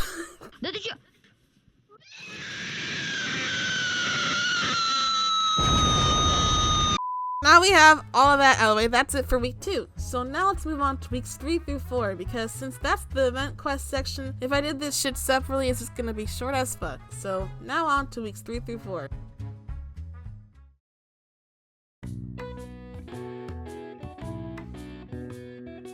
This week, we have the return of crusty ass Sabine in a continuation from the quest last year, where somehow, someway, the pigs that either you rose if you released them or not have somehow ran amok for a whole year. Didn't even know that was possible, but it was. I'm gonna talk about the quest first as usual, and then we'll get on into the activities and other shit in weeks 3 through 4. So without further ado, let's get on to the quest recap.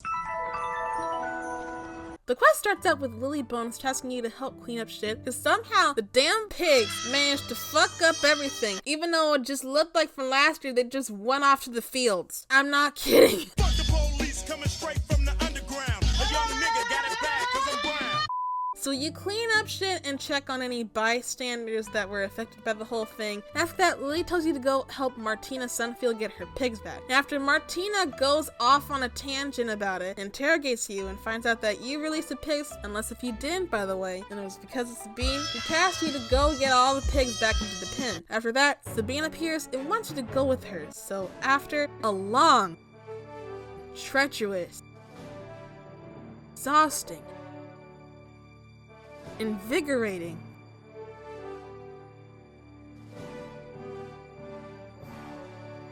30-second walk to a cliff. Sabine tells you she's planning to get decorations so she can get some respect at the festival. But her shit wasn't here yet because Amazon hasn't delivered it yet. So she tells you to meet up with her once her Amazon delivery arrives next week. So she dips and gives you these ugly baked bean fingerless gloves. And I kid you not, that's the end of the first half of the quest. What the heck? Literally, this shit lasted like about 5 to 6 minutes. And mind you, once again, they hyped her up like they did Kaja and the Rainbow Festival. Like literally, have y'all not learned from the Rainbow Pride Festival? All for a 5 to 6 minute quest.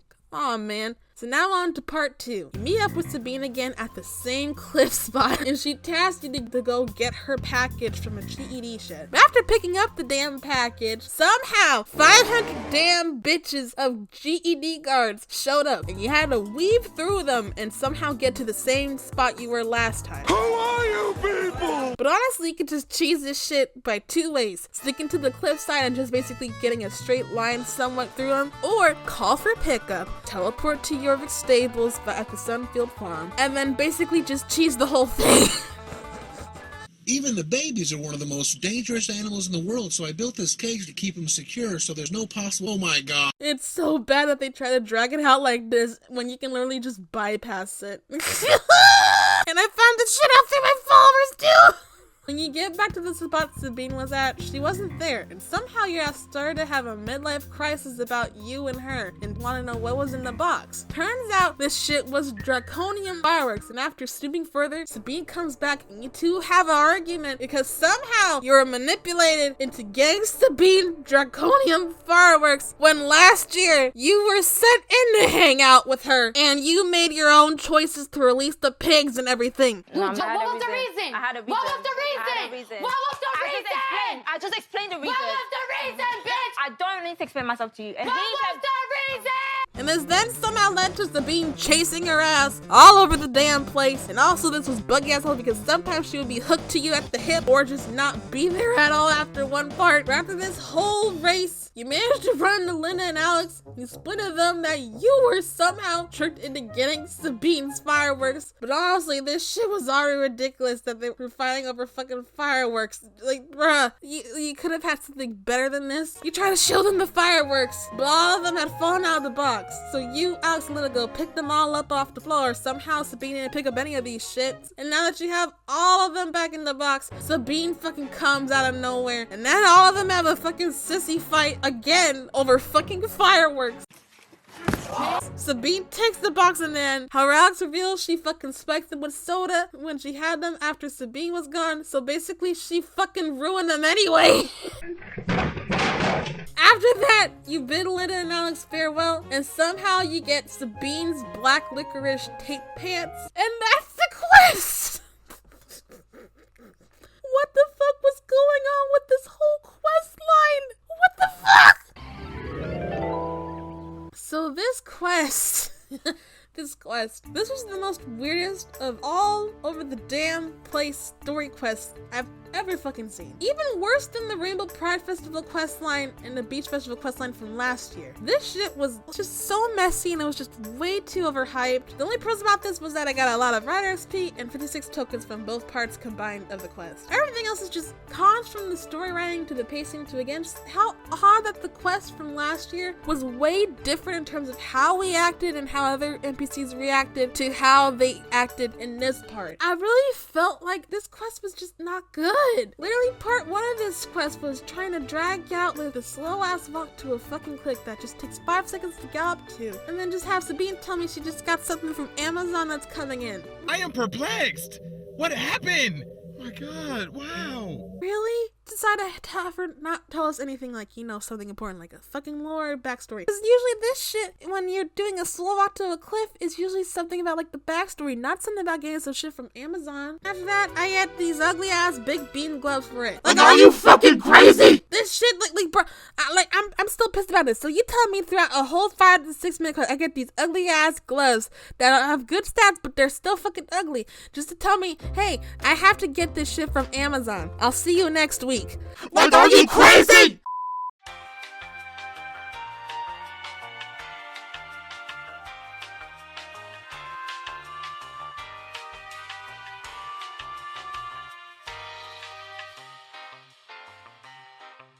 Okay, back to the quest. Part 1 honestly left me fumed about it, but also this is SSO who we're talking about, so I should have known better. But honestly, I think it was just because I didn't think it was gonna be 5 minutes long, and already my expectations were low, because I thought this shit was gonna be just 15 minutes. Now this shit was less. Part 2 was a little better, but not by a lot. Again, I felt like the easy 500 wave of GED guards to weave, and CPAC was another attempt to drag out the quest. So I felt like the Sabine race that was where she was chasing you was also another chance to do that, but what shook me the most was the shitty writing that was basically all over the place. Like, I basically felt like our character was a chicken this whole time, and for some reason we felt like we were manipulated again by Sabine when it was just a fucking decision we made to do shit for her, like to release the pig stuff. Literally.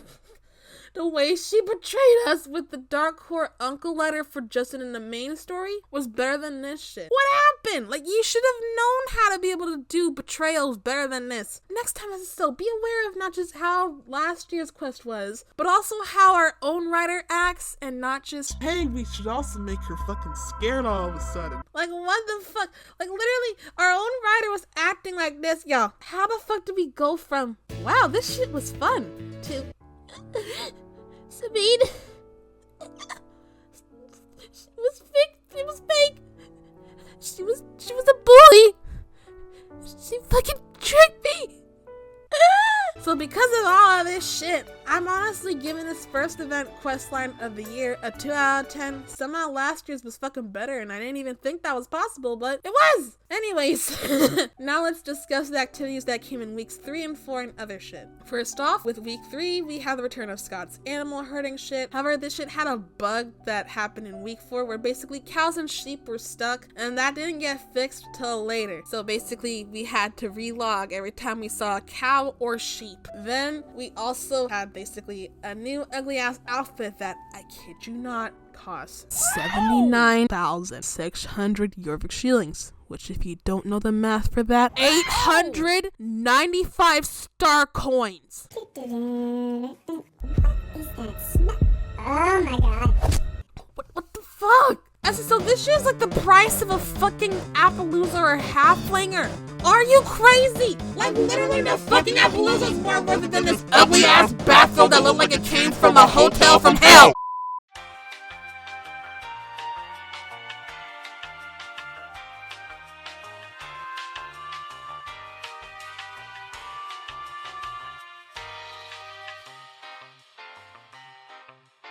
Anyways. Next in week 3, they had the return of the recycled red string trail where you just run through shit, pick up shit, half broken followed NPCs, and random events happen along the way that we've seen 500 times, and then just put the ribbon on the top of the mountain as normal. Woo, you get your tokens and your fucking XP. And finally, week 3, the Lippizanners finally came, and basically she gives you a whole fucking budget award ceremony from Wish, and we basically got the fucking ribbon, but somehow they still lied about the token exchange part, and you also get some other shit, but that's it. Thanks a lot, Baroness. I'm really going to cherish this award that I'm not gonna really wear that much again after the event. Thanks. Now, I do gotta say though, this ribbon actually does 2 things. 1, now whenever you do the dress up theme on championship ribbons, Loretta and Jenny will ask you to get the prestigious ribbon from your inventory and wear it. And then the other change I like was NPCs actually react to the ribbon. Only the event ones though, not anywhere else. They basically praise you for getting the ribbon and shit, so wow, good job on that. As for the bugs this week, we had more shit happening with the salsa dancing stepping horses, which at first I thought was only just some horses. Nah, this happened with every damn buddy. Un, dos, tres, cuatro.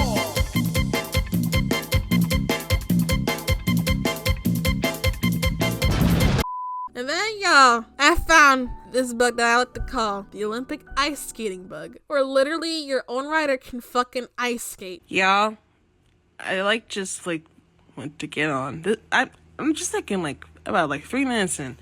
Already had another damn bug. This better still work. Oh shit. I'm not even, what the fuck? I'm fucking skating, bro. I'm fucking skating again.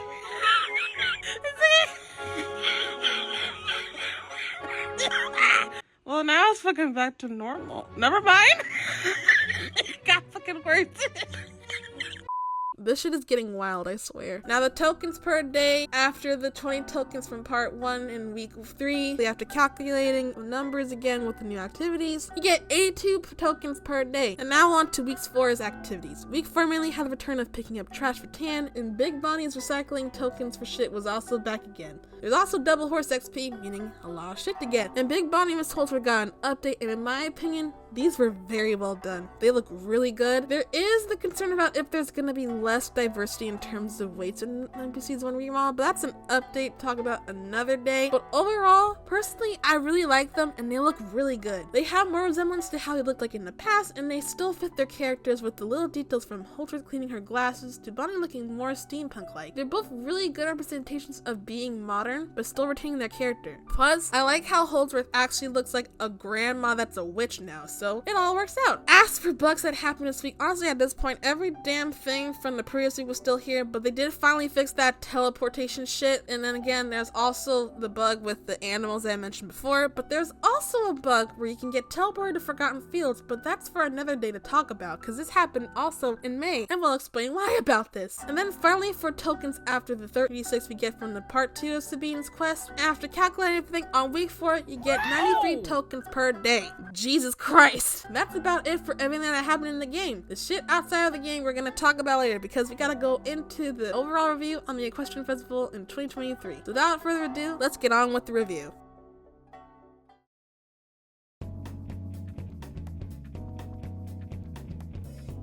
This event having its second appearance had shit I wasn't surprised about and things I was also surprised about. Before going further, let's talk about the amount of tokens you need and my whole grinding experience for my Jorvik shielding sets and token shit. I asked a poll for y'all to guess the amount range, and if you wanted to give a specific number, that's another question. This is referring to specifically if you haven't gotten the Bobcats and Bulldogs gear, so without it will probably be a slightly lower amount that you need, but overall it's still a lot. For the amount range, the results were 43% said the range is 1,300 to 1,600 tokens, 25% said 1,600 to 2,000 tokens, 24,000 said 900 to 1,200 tokens, and 8% said 500 to 800 plus tokens. As for specific numbers, that shit ranged from saying a lot of shit being over 1k or sacrificing a kidney.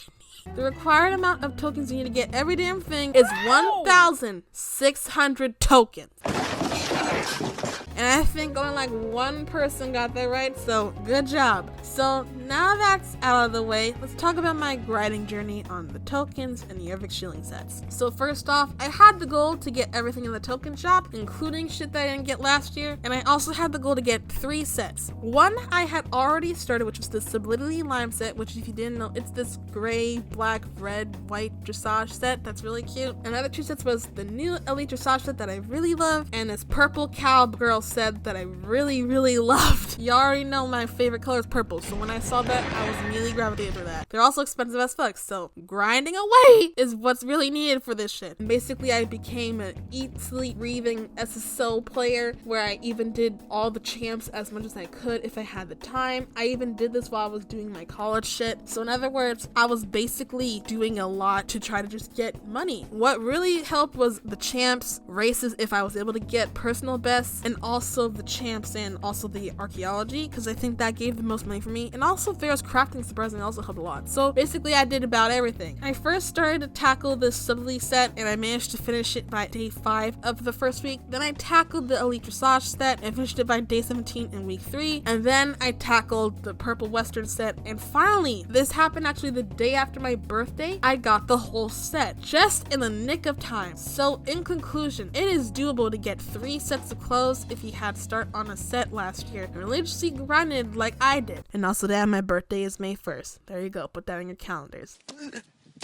No one cares! Also exhausted, not gonna lie, cause I had times where I was just fucking exhausted cause I was really juggling with everything on this, and I also felt like my ass was gonna give out from doing that shit. But in the end, was it worth it? Yes, cause I got clothes that I really wanted. But also, I feel like you shouldn't have to go to this much extremes just to get sets that you want. And I think this just really shows how much the inflation of prices in game have affected players in general, because it either forces you to spend star coins or it forces you to grind this much just to get a whole set you want. And basically, a lot of the times, sets have costed over 10,000 star coins together if you calculate everything, or pieces of clothing just costed either 9,000 to 10k exactly. It's just way too much for pieces of clothing, y'all. It's only worth it if it's clothes you really like and you really want to wear every day, or either you really just want to have. It's not worth it if you're just getting it just because you want to collect clothes. Overall, I just feel like you shouldn't be forced to do such extreme grinding just to get clothes you want. It shouldn't be like that. I'm fine with grinding in games. I normally am. I mean, I play shit like Skyrim and Breath of the Wild and other games like Genshin Impact, so grinding is a thing, but it shouldn't take you that much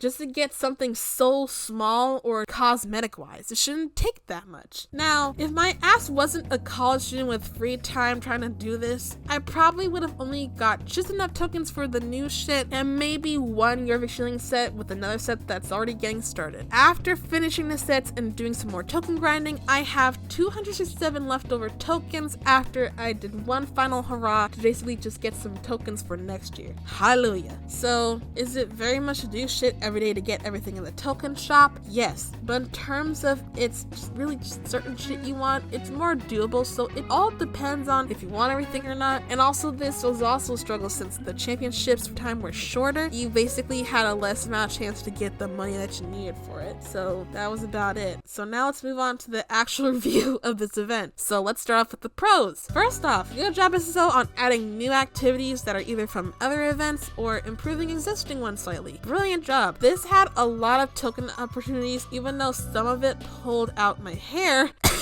The dressage. You actually add some shit even though it was mostly stuff we've done in the past. Next, the clothes this year, they were all really cute. The only ugly thing was that ugly ass robe set that was for your shillings, and in terms of the tokens, literally the red pants is just ugly as fuck. You might as well just wear different pants with this.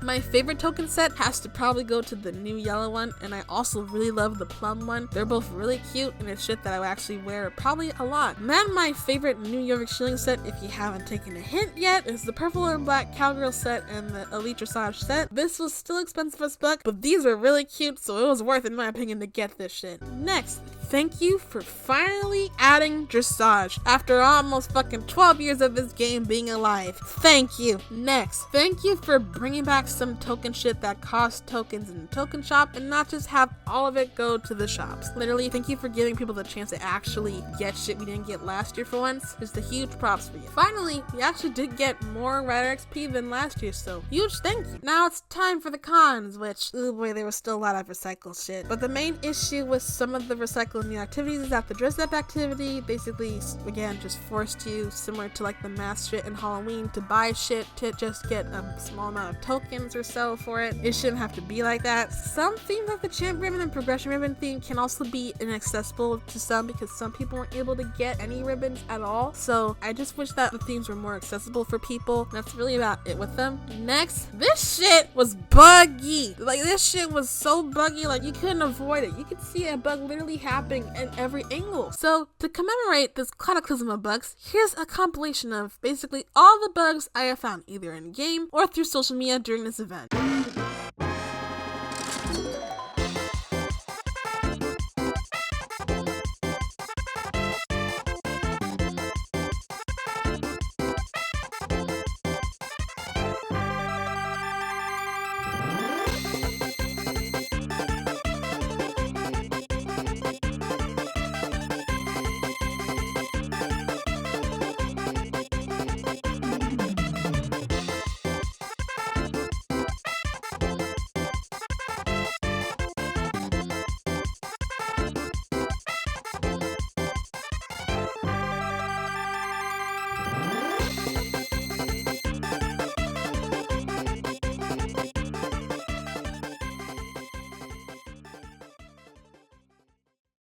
Alright, back to the cons. Next, I hate how the free get your horse happy shit this time required tokens. Since all the other years, it didn't need tokens. When somehow this time we need tokens. It just felt not really worth it in my opinion. It's just not worth it. Next, again with bugs, I felt like because of how even after it was over, there was also just still bugs that were littered everywhere. It was like they didn't really try to patch the bugs that much. It's like they're like, yeah, they'll be fine with it. They'll be fine. We'll just leave them with the bugs in there.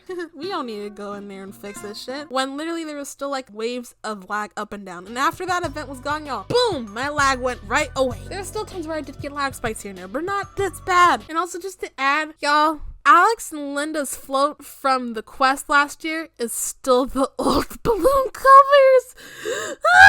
But next, as I mentioned in week 1, the group races were a good idea, but bad execution because of how since there's not really a queue or a secure group thing in races, basically people could leave and you couldn't get your tokens. You weren't able to get picked up by people properly. Sometimes you had to leave another way to go get another day to actually get people. Basically, it's just like you have to hope to God someone doesn't drop you at the hat when trying to do group races. And hope to God there's people at the fucking NPC to do shit with you. Why not have like NPCs coming with you if you weren't able to get a person? That way people could be able to do shit. Next, the dressage felt buggy and unfinished with the flaws of the penalty system and either being buggy or just very unforgiving, as I mentioned when I talked about the dressage. And also there just wasn't much guidance when it comes to the mastery. But even then, this shouldn't be a 3 strikes you're out thing. That should go more to events like shoulder jumping and the cross country, since 3 strikes you're out shit works with the refusals but not dressage. A grading system for each pattern based on how accurate we were, like they were sort of trying to do, would have been better because basically depending on how accurate we were, it would affect your score. Next, the expensive ass prices. Jesus Christ, why the hell do we gotta have a clothing set almost the exact same price of a horse? This is fucking ridiculous. Finally, this year's event was probably one of the shittiest event quests I've ever experienced, and the fact that it was just worse than the fucking 2 worst quest lines from last year is saying something. It was poorly written, it was rushed, everything was all over the place. If it actually flowed and linked up better in other areas on the previous quest, then maybe, just maybe it would have been better. Now that I've talked about the pros and cons, let's go over this year's overall event poll. So as always, the first question is, did you participate in the festival? And 89% said yes, 11% said no. Second question, did the Equestrian Festival improve this year? And 76% said yes, and 24% said no. I agree that it did improve compared to last year, so there is some credit where it's due. Next, I asked what was something that surprised you the most in the festival this year, and the responses include the dressage, the rider XP, the horse XP, the bugs, somehow the shit with Sabine, the embassy ribbon and reactions, the lag, and how it felt like it was trying to be fun but also still had boring events to it, and the Baroness reputation thing. The main thing that surprised me was probably the way the dressage turned out. My ass did not expect the bugs and the way it functioned in SSO even when I saw the spoilers, so probably that's about in terms of like what actually surprised me. Next, I asked what was your favorite activity this year, and y'all mainly said the dressage, the music, getting token stuff, the dress up activity, horses, the races giving a lot of XP, the group races, and doing quests. I don't really have a favorite, but it's probably dressage because once again, I did enjoy the booty popping music and when I wasn't actually whooping my ass. I do gotta say that. Next, I asked how buggy was the festival for you, and 38% said very buggy, 30% said half buggy, 25% said a little buggy, and 7% said they had no bugs. For me, it was just buggy as hell to the point my ass made a lot of bug stable stories on Instagram in my highlights. It was just very unexpected since this event is normally not known for being buggy, yet this year it was buggier than last year. Next question was, how easy was it for y'all to get stuff from the token shop? 61% said yes, 27% said it was okay, and 12% said it was still hard. Again, it just depends on how much you're going for, but deadass, this shit fucking killed me. Next, how did you do the group races? 47% get picked up by a random stranger, 37% picked out a random from the crowd, 9% had a friend with them, and 7% just didn't do them. Look, I'm with y'all on getting picked up by a stranger, because basically it just helps to act like you're next to the race, and even sometimes my ass had to pick out a person, but hey, if the strat works, it works. Next, did you like the event quest this year? 70% give it an okay, 16% said yes, and 40% said no. I think after also just going back after seeing the quest again, especially when I recapped it, I just saw a lot more issues with this quest, which led to me getting fumed about this quest whenever I think about it. Alright, shit, we're almost there to the end, y'all. Second to last question. I asked, is there anything you want added or improved in the festival this year, and overall the responses were mainly more dressage, more show jumping, more quests, more token quests, more shit with Sabine that actually lives up to the hype, actually let us compete against people in dressage, improve better access to group races. Some of y'all also just don't want to have to do them. I don't blame y'all not. Everyone wants to go out there and get a stranger for this shit. Anyway, people also asked for actual equestrian shit so it actually live up to the name, and just have more festival mini games. And finally, as always with every event poll for the review, I asked overall, did you like the festival? And this was very unexpected. 55% said I don't know, 41% said yes, and 5% said no, which is very interesting. I think it was just because it was just weird compared to last year's, because even though we had new shit here and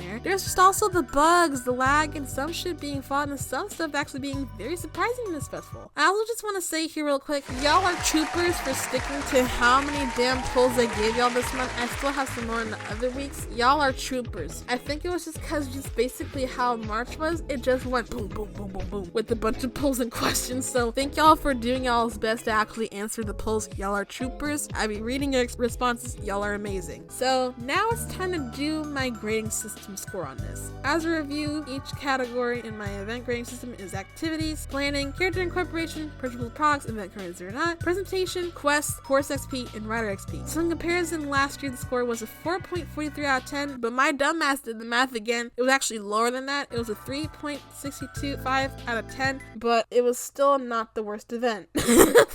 This year, the scores are gonna all be based on a 10-point scale, so that way it's easier for me to calculate. And I'm also adding 2 new categories this year, which is event currency accessibility, which is basically how accessible was it for you to get tokens. In other words, how grindy this shit was. And the other is optimization. In other words, how laggy and buggy this event was. The lower the score, the buggier it is. So first off, activities is 6 out of 10, planning 5 out of 10, character incorporation 4.5 out of 10, purchasable products 9 out of 10, event currency accessibility is a 6 out of 10 because it depends on if you did the group races or not, and also how much you grinded for this week. But yeah, optimization is a 2.5 out of 10. There's just bugs at the kazooie and the FPS going all over the place. There's no way the score is gonna be high. Presentation was a 6 out of 10, quests were a 2 out of 10, horse XP is a 10 out of 10, rider XP is a 3 out of 10, and the final score is calculated to a 54 out of 100, which is a 5.4 out of 10. And what probably mainly carried this event was the activities time around, and also the clothes and tack and horse XP, and also probably because of the event currency accessibility as well. But I do gotta give credit where it's due. Y'all actually improved from last year. Good job. Now let's just hope that the year going forward that y'all actually improve further with this event, and it actually starts being a really good event like in a lot of other games. So let's just hope that the score gets higher from here on out. That's it with the Equestrian Festival and in-game shit.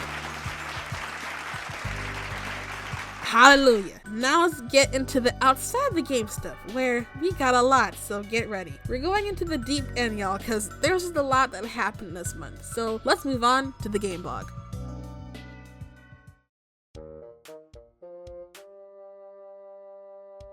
So in terms of stuff outside of the game, we have a lot to unpack. So first off, somehow, I didn't even know this happened until like a day later, there was actually drama on April Fool's. I was so busy with my own April Fool's shit, I didn't even know there was an actual issue on the other side. So basically, Star Stable Online United did an April Fool's joke saying that SSO is shutting down, whoop-a-doo-ba-doo, because honestly, it was basically, I think, just like a fake announcement thing. But basically, due to how impressionable a lot of the younger audience was and how some people were in other audiences, this led to a huge panic to the point where SSO had to make an actual tweet on Twitter announcing that they weren't shutting down. Oh my god! Okay, it's happening! Everybody stay calm! What's the procedure, everyone? What's the procedure? Stay calm! Y'all, just a heads up, never do an April Fool's joke saying something is shutting down, because literally some people don't look at the calendar, and this actually makes people shit themselves if this is actually fucking true. And also, y'all, just heads up, just make sure you check your calendars whenever it's April. Just check so that you don't shit yourself. Alright, now with that out of the way, let's start on getting into the April game block, which for some reason, this just got moved to SSO's actual website. So first off, this blog had 2 things: cheating and the dreaded character update. Oh boy. Electric chair. First, let's go over what they said about cheating. SSO mainly discussed how they're planning to handle cheating better because of some false baiting cases, which we're going to talk about later in another section. And also, they mentioned that there's basically multiple types of cheating, which is memory modification, exploiting mechanics, game modification, and then some other minor ones. Their plan is to make a better cheat detection system so it's easier to detect cheating, but they also want to improve the report on it as well. They also showed a video on it here, and basically they did a test with the speed hacking one, and it caught them after like a couple of seconds or so. I really hope this shit isn't buggy as fuck to where it basically just targets people with reshade and innocent people, because if it starts banning people for reshade, the community will riot, because literally reshade is a staple in this community, y'all. It's everywhere. Alright, now that that's out of the way, let's talk about the most dreaded part of this blog, the updated characters. For a summary, on last year, SSO did a beta test on the updated characters, and it was so shitty, the whole damn community was in a huge ass war. Holy Jesus. What is that? What the fuck is that? The problems with the character based on what we've seen is that they're not as diverse in the body types, because in the beta, there's just one body type and multiple weights. They basically look like lifeless toddlers. They also just look like really dead middle schoolers, as someone else pointed out. The animations were really questionable, specifically the idle animations when you're standing still, or when you're on the horse, they were just very fucking weird and looked like some crackhead Sims. They needed more customization, like more genders, heights, etc. And just there wasn't really a lot of options that are there to actually be yourself. SSO was gonna do a second beta test in April, and after an email that was sent in March, however, for some reason they canceled it. For some reason they said that the reason why they canceled this shit was because of tech issues. And then literally in the fucking game blog, they fucking then decided to say they think they're very confident in their characters.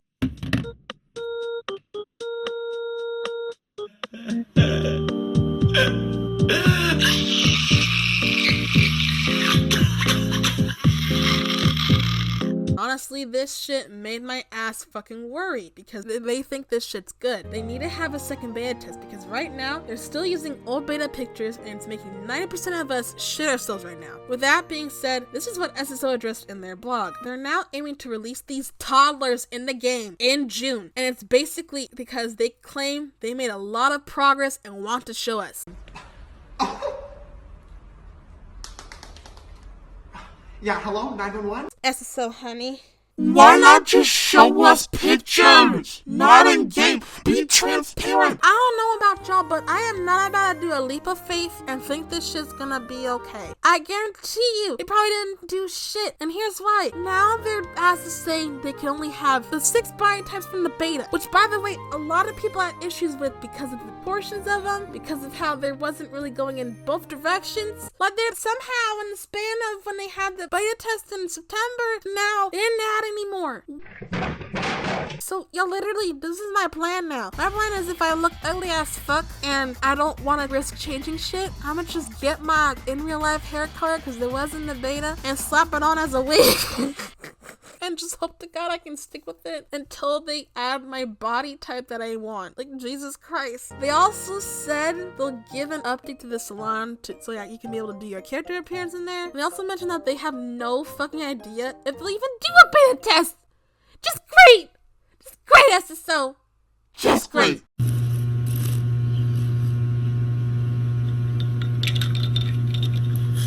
Basically, they're saying we're fucking screwed! They literally just saying we're probably not gonna fucking do it. That's basically the wording in SSO, y'all. That's a translation. When I say they don't know, they mean they ain't gonna do it. They also did keep our old characters question, and they also basically... Oh, shit.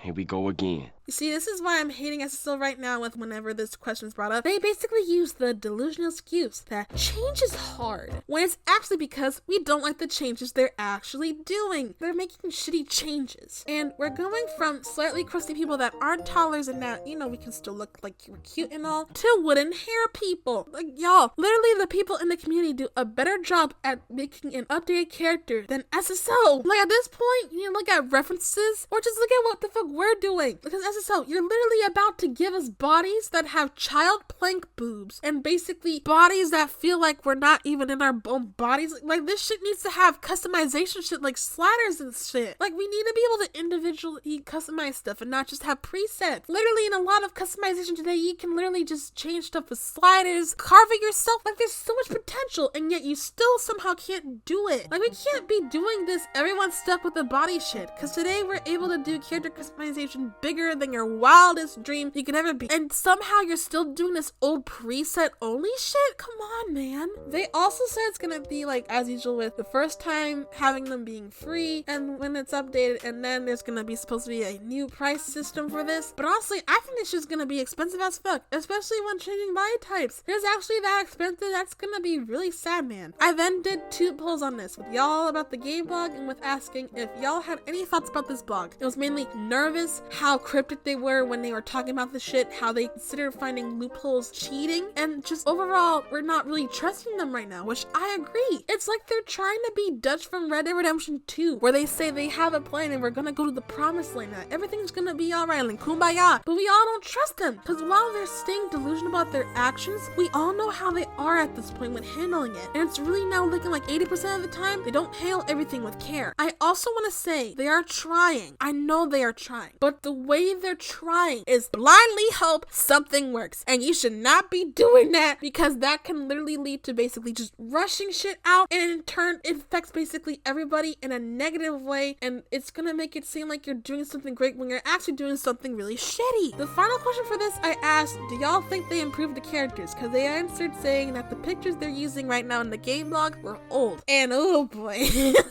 59% said hell nah, 34% said we're unsure, and 7% said they think they did. Lord have mercy. And by looking at this, it's just heavily showing we have no idea what the hell they're gonna do to the updated characters. Because I don't know why, after the shitstorm that happened with the beta in September last year, they didn't want to do anything in terms of adding body types and actually improving their shit. But if it actually turns out good, maybe they finally listen to something. But at this rate, it doesn't look like that at all. In this time span also, SSO also released more horse spoilers through their ambassadors and game masters to once again try to beat the spoiler accounts, even though they once again really didn't do always a good job on doing the spoiler stuff. Basically, they announced the Pentavians, and then SSO on their story also announced they'll be working on the Gen 3 Mustang and a new breed, the Gen 3 Dartmoor Pony. And they're planning to have the Mustang come out in the summertime and the Dartmoor Pony to come out in the fall. And just a reminder, y'all, the Mustangs are, if not the most highly requested breed to get updated from Gen 2 to Gen 3. So when hearing shit like this is fucking huge. Hold on, wait, hey! On the stories, they left question boxes asking us to leave suggestions on them, which this is spilled into May a little bit, so we'll dive into that further when we get to the May video. But besides that, there's a lot of players, including myself, where we're starting to feel like we're drowning in an ocean of horse sales and clothing sales being shoved in our faces. Especially on top of this happening during the Equestrian Festival, it just felt way too much. I then asked y'all on polls on this, and first asked how much effort do you think is going to be put into the Gen 3 Mustang and Dartmoor Pony? And at the time, they said 61% said it will be half the love and effort, 36% said no effort, and 3% said a lot of love and effort. So right now, we ain't trusting their questions on this shit, and honestly me neither, cause listen, my ass is still traumatized by how they poorly did the Gen 3 free shit. So of course I'm not gonna fucking trust them when they doing this similar shit again, cause they done it before where they ask us for our feedback and do jack shit. Really had no idea what's behind him. Oh, you.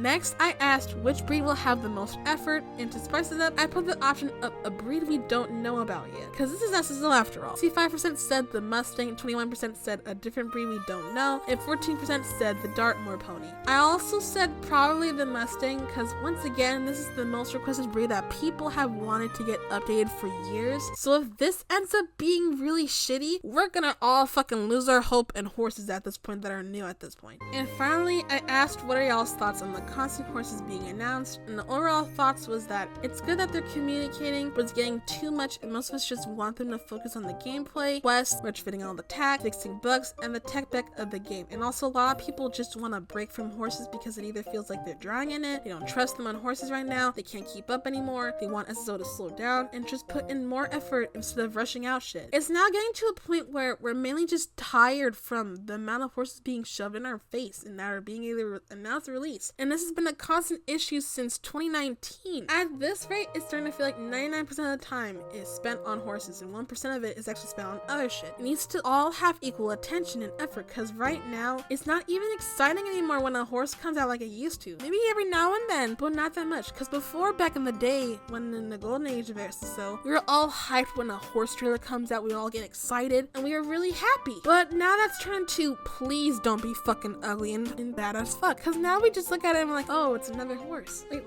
that's really about it when it comes to horses at this point. Overall, the game blog and announcement SSO has been doing is worrying us so much on the future of the game and how horses are actually going to be handled. We have no idea at this point what's going on with them, so let's hope to God it ain't that bad. Now let's move on to the next section. However, I do want to preface, this does discuss a sensitive topic, and I'm going to talk about this in the best way I can in a respectable way. So if you are at all heavily sensitive to this topic, because it's basically relating to the stuff that's going on with Ukraine, and if it makes you uncomfortable, here's the timestamp to the next section.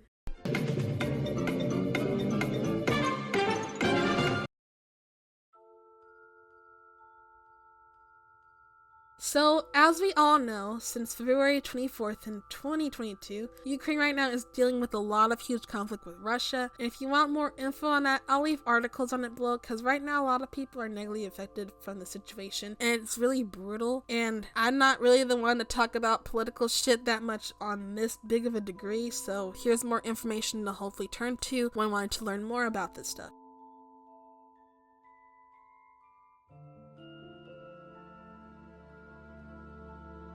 In turn, this shit has also affected the social aspect in SSO. An SSO Instagram user named Queerly made a statement detailing how a lot of Ukraine SSO players want to have a Ukraine-only server, because right now there's a lot of Russian players that are bullying them from insults to saying offensive, hurtful shit. That's all unfiltered, by the way. And what has SSO done during this? Absolutely nothing.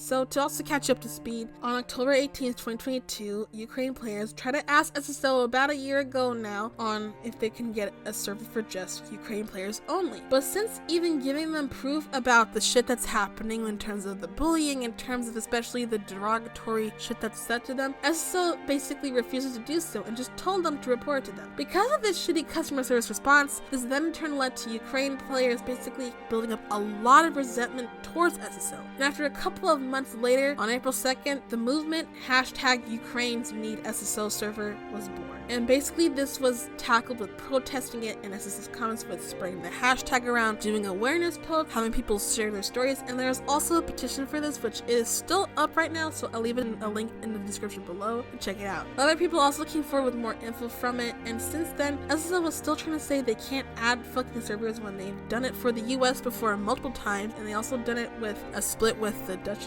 players, if I remember correctly. So now all of a sudden, they somehow still can't add servers.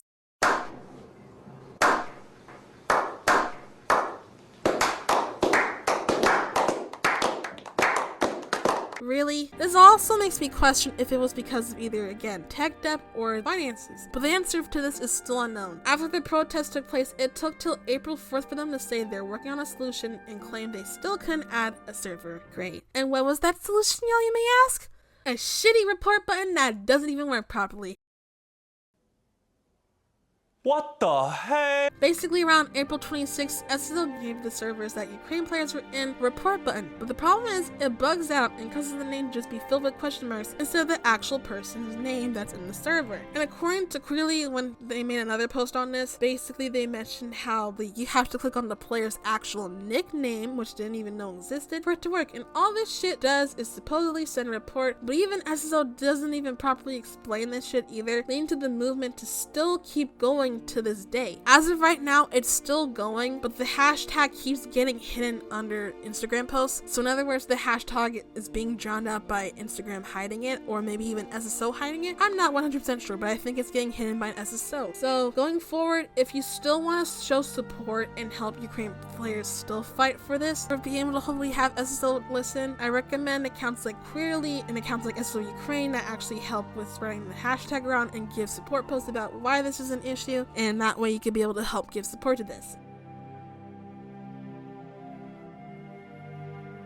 This whole situation also shows again the issues of how poorly moderated SSO servers are, and it's just due to, again, not really having a good moderating system more and leaving it all up to an AI that doesn't really do jack shit about it. And basically, we all found this out in the Ambassador series where they had a moderator system, but they got rid of it, so now it's just left to basically us fending for ourselves. And that's just really sad, because literally, even outside of this situation, we still have situations where shit like the N-word is being said. I personally found this on my server last night real late in global, and this has happened in other servers as well, and it's ridiculous that the word ice cream is blurred but not the N-word. It's ridiculous, SSO, and y'all need to take better action when it comes to bullying instead of just letting us fend to ourselves, because outside of this situation again, we also had male players getting bullied for not being a girl playing this game, getting called racial slurs, getting called ableist slurs, getting called sexist slurs, and more. It's just ridiculous how an MMO of almost 12 years still can't stop a chat going haywire with insults, and somehow they still can't properly ban actual bullies and even threats to the community. Speaking of banning stuff, this transitions into our next section. A lot of injustice cases regarding to bans.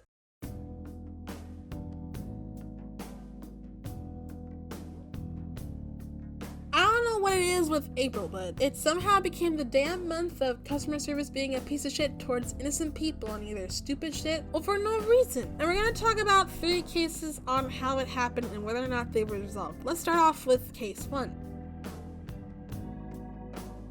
On April 20th, 2023, a user named SSO420 Lane did a post discussing how she was working on finishing a clothing set and finished it with Jorvik's shillings. To do this, she was trying to sell horses, and while she went to go sell her Zoni after putting her black Tovero AQH in her pasture, Zoni was still there after she sold it. So when she went to go check her pasture grid, her AQH was fucking gone. This is basically another shitty bug similar to the wrong horse buying bugs that we've seen in other older cases before, except this time with the selling. She then tried contacting customer support to see if she could get the AQH back, and this is what all SSO said. Hi, thanks for the message. You haven't received any other messages mentioning this glitch. When there is a glitch in the game, several players are affected to the point that the problem can be easily replicated. Best regards, David from Star Stable Support.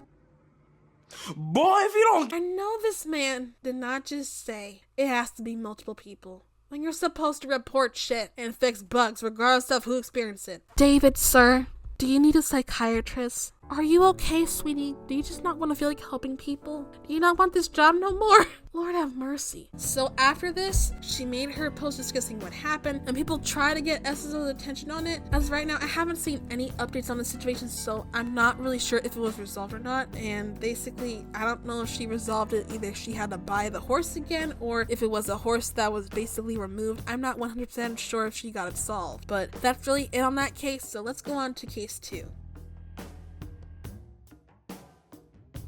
Next, we have a short case of an Instagram user named RP Willow, aka VO, who got banned. I only have a few screenshots of this because her original post was gone, but basically she woke up to getting a random ban on her account without giving an actual reason. She also explained how her friend who had a similar experience was able to get unbanned by explaining to customer service, but when she tried to go to customer service herself, they told her no. And I don't know if anything else happened, but it looks like she's back to having her account maybe? I'm not sure. So either she had to get a new account or she was able to resolve it in the end. I'm not really sure, but for all I know, she maybe could have faked it. I'm not really 100% sure. This was a weird case. So now to the final case. This fucking case. Jesus Christ. On April 19th, 2024, Instagram user LilyTell and Sparrow did a post speaking up on how SSO banned her account for the most stupidest reason in the whole goddamn universe. Was it using an NPC horse? Was it speed hacking? Was it generating star coins? Nah, man, she got fucking banned for using reindeer powder from the Druid training in Christmas.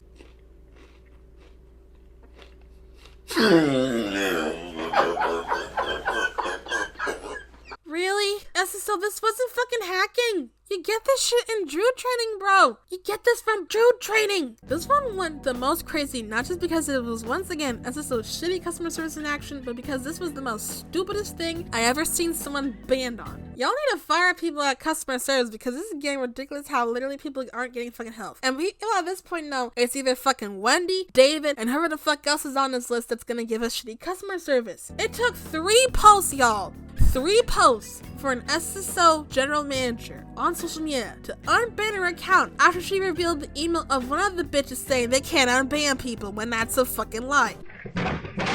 This shouldn't take a cataclysm movement to fix something. It shouldn't. I've seen people who did worse and only get a spank on the wrist for it. In all my almost 11 years of SSO, this is probably the most stupidest ban I've ever seen that's happened. And thank God she got her account back, because otherwise, this would have been just a huge riot in itself. So now after looking at these 3 cases, I think this just once again shows how shitty SSO's customer service is, and to the point where we know we're gonna get shit customer service if it's named after David or fucking Wendy. This then led to SSO talking about cheating in their April blog, but honestly, they need to be honest with how they've made a lot of bans towards innocent people in the past compared to people that actually need to be banned from the server for either nasty shit they've done, bullying shit, actual hacking, actual cheating. You get the idea. I hope this doesn't lead to basically we're just gonna get stalked by an SSO game master when we're doing nothing, or setting off a cheating alarm from just looking at a fucking horse or a piece of tack. Google security! Are you a mirror? Yeah! I don't buy it! Verify your identity! How? What was the name of your first school? Jefferson Elementary! What was your first pet's name? Zelda! What city did you get the first parking ticket in? I don't remember! Answer the security question! What city did you get the first parking ticket in? I don't remember! Then guess! I guess DC! Identity confirmed! Sir, there's been a suspicious attempt to access your email from an unrecognized device. This may or may not be related to terrorist activity. Do you recognize this device? Yeah! Do you recognize this device? Yes! What is it? A laptop! Do you, Amir, authorize this device to access your email? Yes! One last question! What? Are you a robot? What? Are you a robot? No! Then which one of these images does not have a trunk? That one! Alright, stand down. Threat is neutralized. Okay, sir, your account is once again safe and secure. Thank you for your cooperation. Move out! That's it on this section. So now let's move on to another concerning topic in our final topic, and it's regarding SSO decisions coming into May and what they've done towards the end of the month.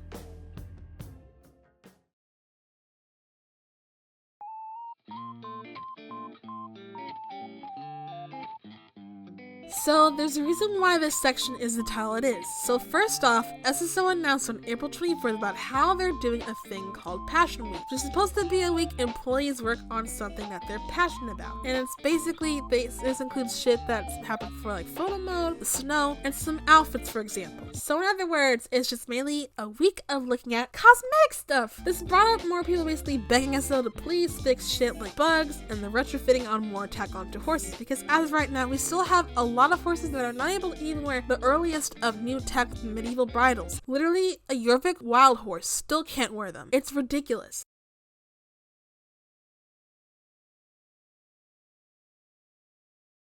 In terms of pettiness, Game Master Esme basically sent this to reply to someone saying that they will not be doing any more retrofitting until the damn potentially shitty updated characters come out. I'm sorry, what statue? I'm sorry, what statue? Really? So somehow y'all can't take the time to fix the tech part before doing this? Like, y'all shouldn't be rushing this shit that's really important just to fix tech-related issues. Why don't you just do the tech issues first that need to be fixed before putting this shit out? Better yet, because a lot of the updates that you're trying to rush out need to be baked more in the oven, because basically right now, this list of bugs and retrofitting that we have has stacked up to probably over 100 shit. Like, it's getting big. Just focus on the bugs and the retrofitting. And you think it's better to do this after rushing shit out is a bad bad way to go. It's also just gonna look more obvious that the tack on only some breeds that are actually coming out is just a cash grab strat. So honestly, y'all should just focus on retrofitting and bugs instead of rushing out shit that still needs to be baked in the oven. Next, in the last couple of days of April, we ended up finding out that SSO has canceled not only their mobile game Wild Song, but also the comics done by ellipuukangas and the Soul Rider books done by Helena Dahlgren. Let me just go in the bush and weep. Let me just go in the bush and weep. I just have to go in the bush and weep. Really. I don't understand. What's also weird about this is SSO themselves on this, I'll try to find the comment, but I couldn't really find it. But they basically said that we're gonna like replace the writer and the comic artist, which is just weird because you can't really do that when establishing an already established style. It's basically like trying to say like fire someone that knows how to build mansions and hire someone that knows how to build a garden. That shit don't work like that. Because they also said they're planning to release book volumes still, but how are you gonna do that if the literal writer of them is gone? Like what the fuck? How this was found out was first through a comment ellipuukangas answered on her most recent Instagram post explaining how SSO canceled the comics and books some time ago, and this then led to a post on Tumblr she made further about it, showing her upset about the whole thing. Same goes for Lana, as she comes in with a post on it as well, and it basically feels like two people who passionately love what they're doing and what they loved at their job with the comics and the books were basically just thrown to the side after everything was all said and done. It basically felt like a slap to the face to all the hard work that they've done and all the times they've done this. And I also mentioned how it was basically because of shitty organization on SSO's part, which might potentially link to the shit we've heard from the Glassdoor situation from before. So in other words, the shitty employee treatment that we learned from the Glassdoor fiasco, which you haven't known, basically we found out that the employees were treated horribly, has now affected two very beloved employees by the community in terms of literature and art.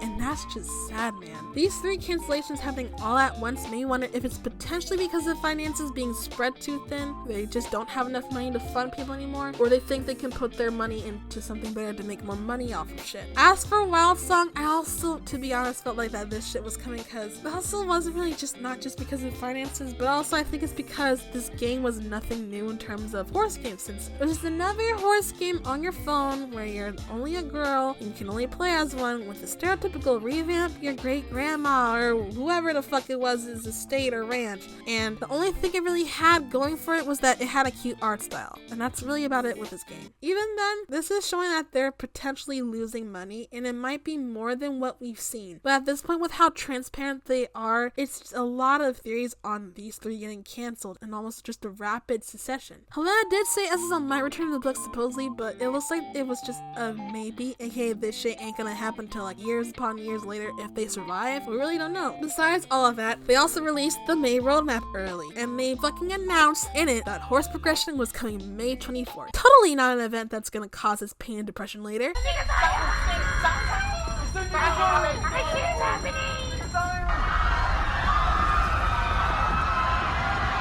I've ended a poll asking y'all a few questions regarding May, and I first asked, what's your bet on the UI after all the feedback? Because if you don't remember, back in January, Game Master Esme and some other ambassadors and Game Masters showed the beta test of the UI, and basically 90% of the community hated this damn UI, and they hated the beta, and they gave a lot of feedback in regards to this. And they also gave feedback in regards to how horse progression was, because there was a lot of issues with that as well. But based solely on the damn picture alone, being the same damn razzle dazzle beep beep beep level up animation, a lot of people were dreading this update. And disgusted, I am revolted, I dedicate my entire life to our Lord and Savior Jesus Christ, and this is the thanks I get. The results on this was that 61% of y'all have no idea and are fucking scared, and I don't blame y'all, I'm fucking scared too. 32% said it's probably gonna be the same damn transparent mobile UI shit from the beta. 80% said they'll keep the old horseshoe UI, and 0 fucking percent said that they're gonna make an entirely new design we don't know about yet. So basically, our ass is fucking hoping and praying during this shit, hoping to God that maybe, just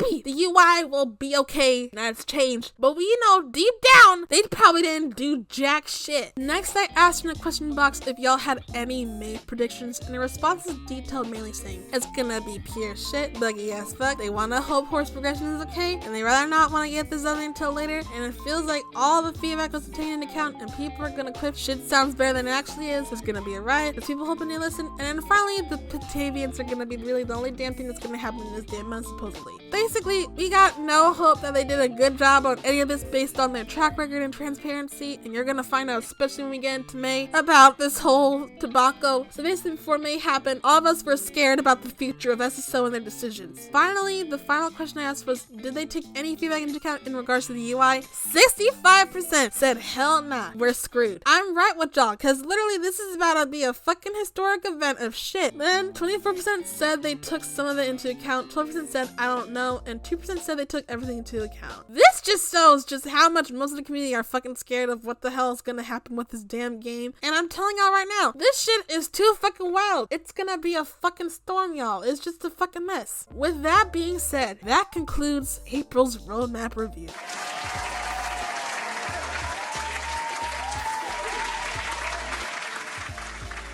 Oh Lord, I am so sorry for this being really long, y'all. There's just a lot of info this month, so I had to sift through it all. But yeah, next is May's roadmap review. And as I said, this shit really is a damn storm. This is also one of the few times y'all will be seeing the old UI in my videos, unless if it's from older projects that I've been working on. So buckle up, y'all, because according to the weather forecast for SSO, there's going to be a 110% chance of a shitstorm coming to your local gaming PC, gaming laptop, Chromebook, iPhone, Android, Nokia, every damn digital device is about to have this shit blow your ass away to the next continent. So thank y'all so much for watching, and I'll see you all next time. Bye-bye!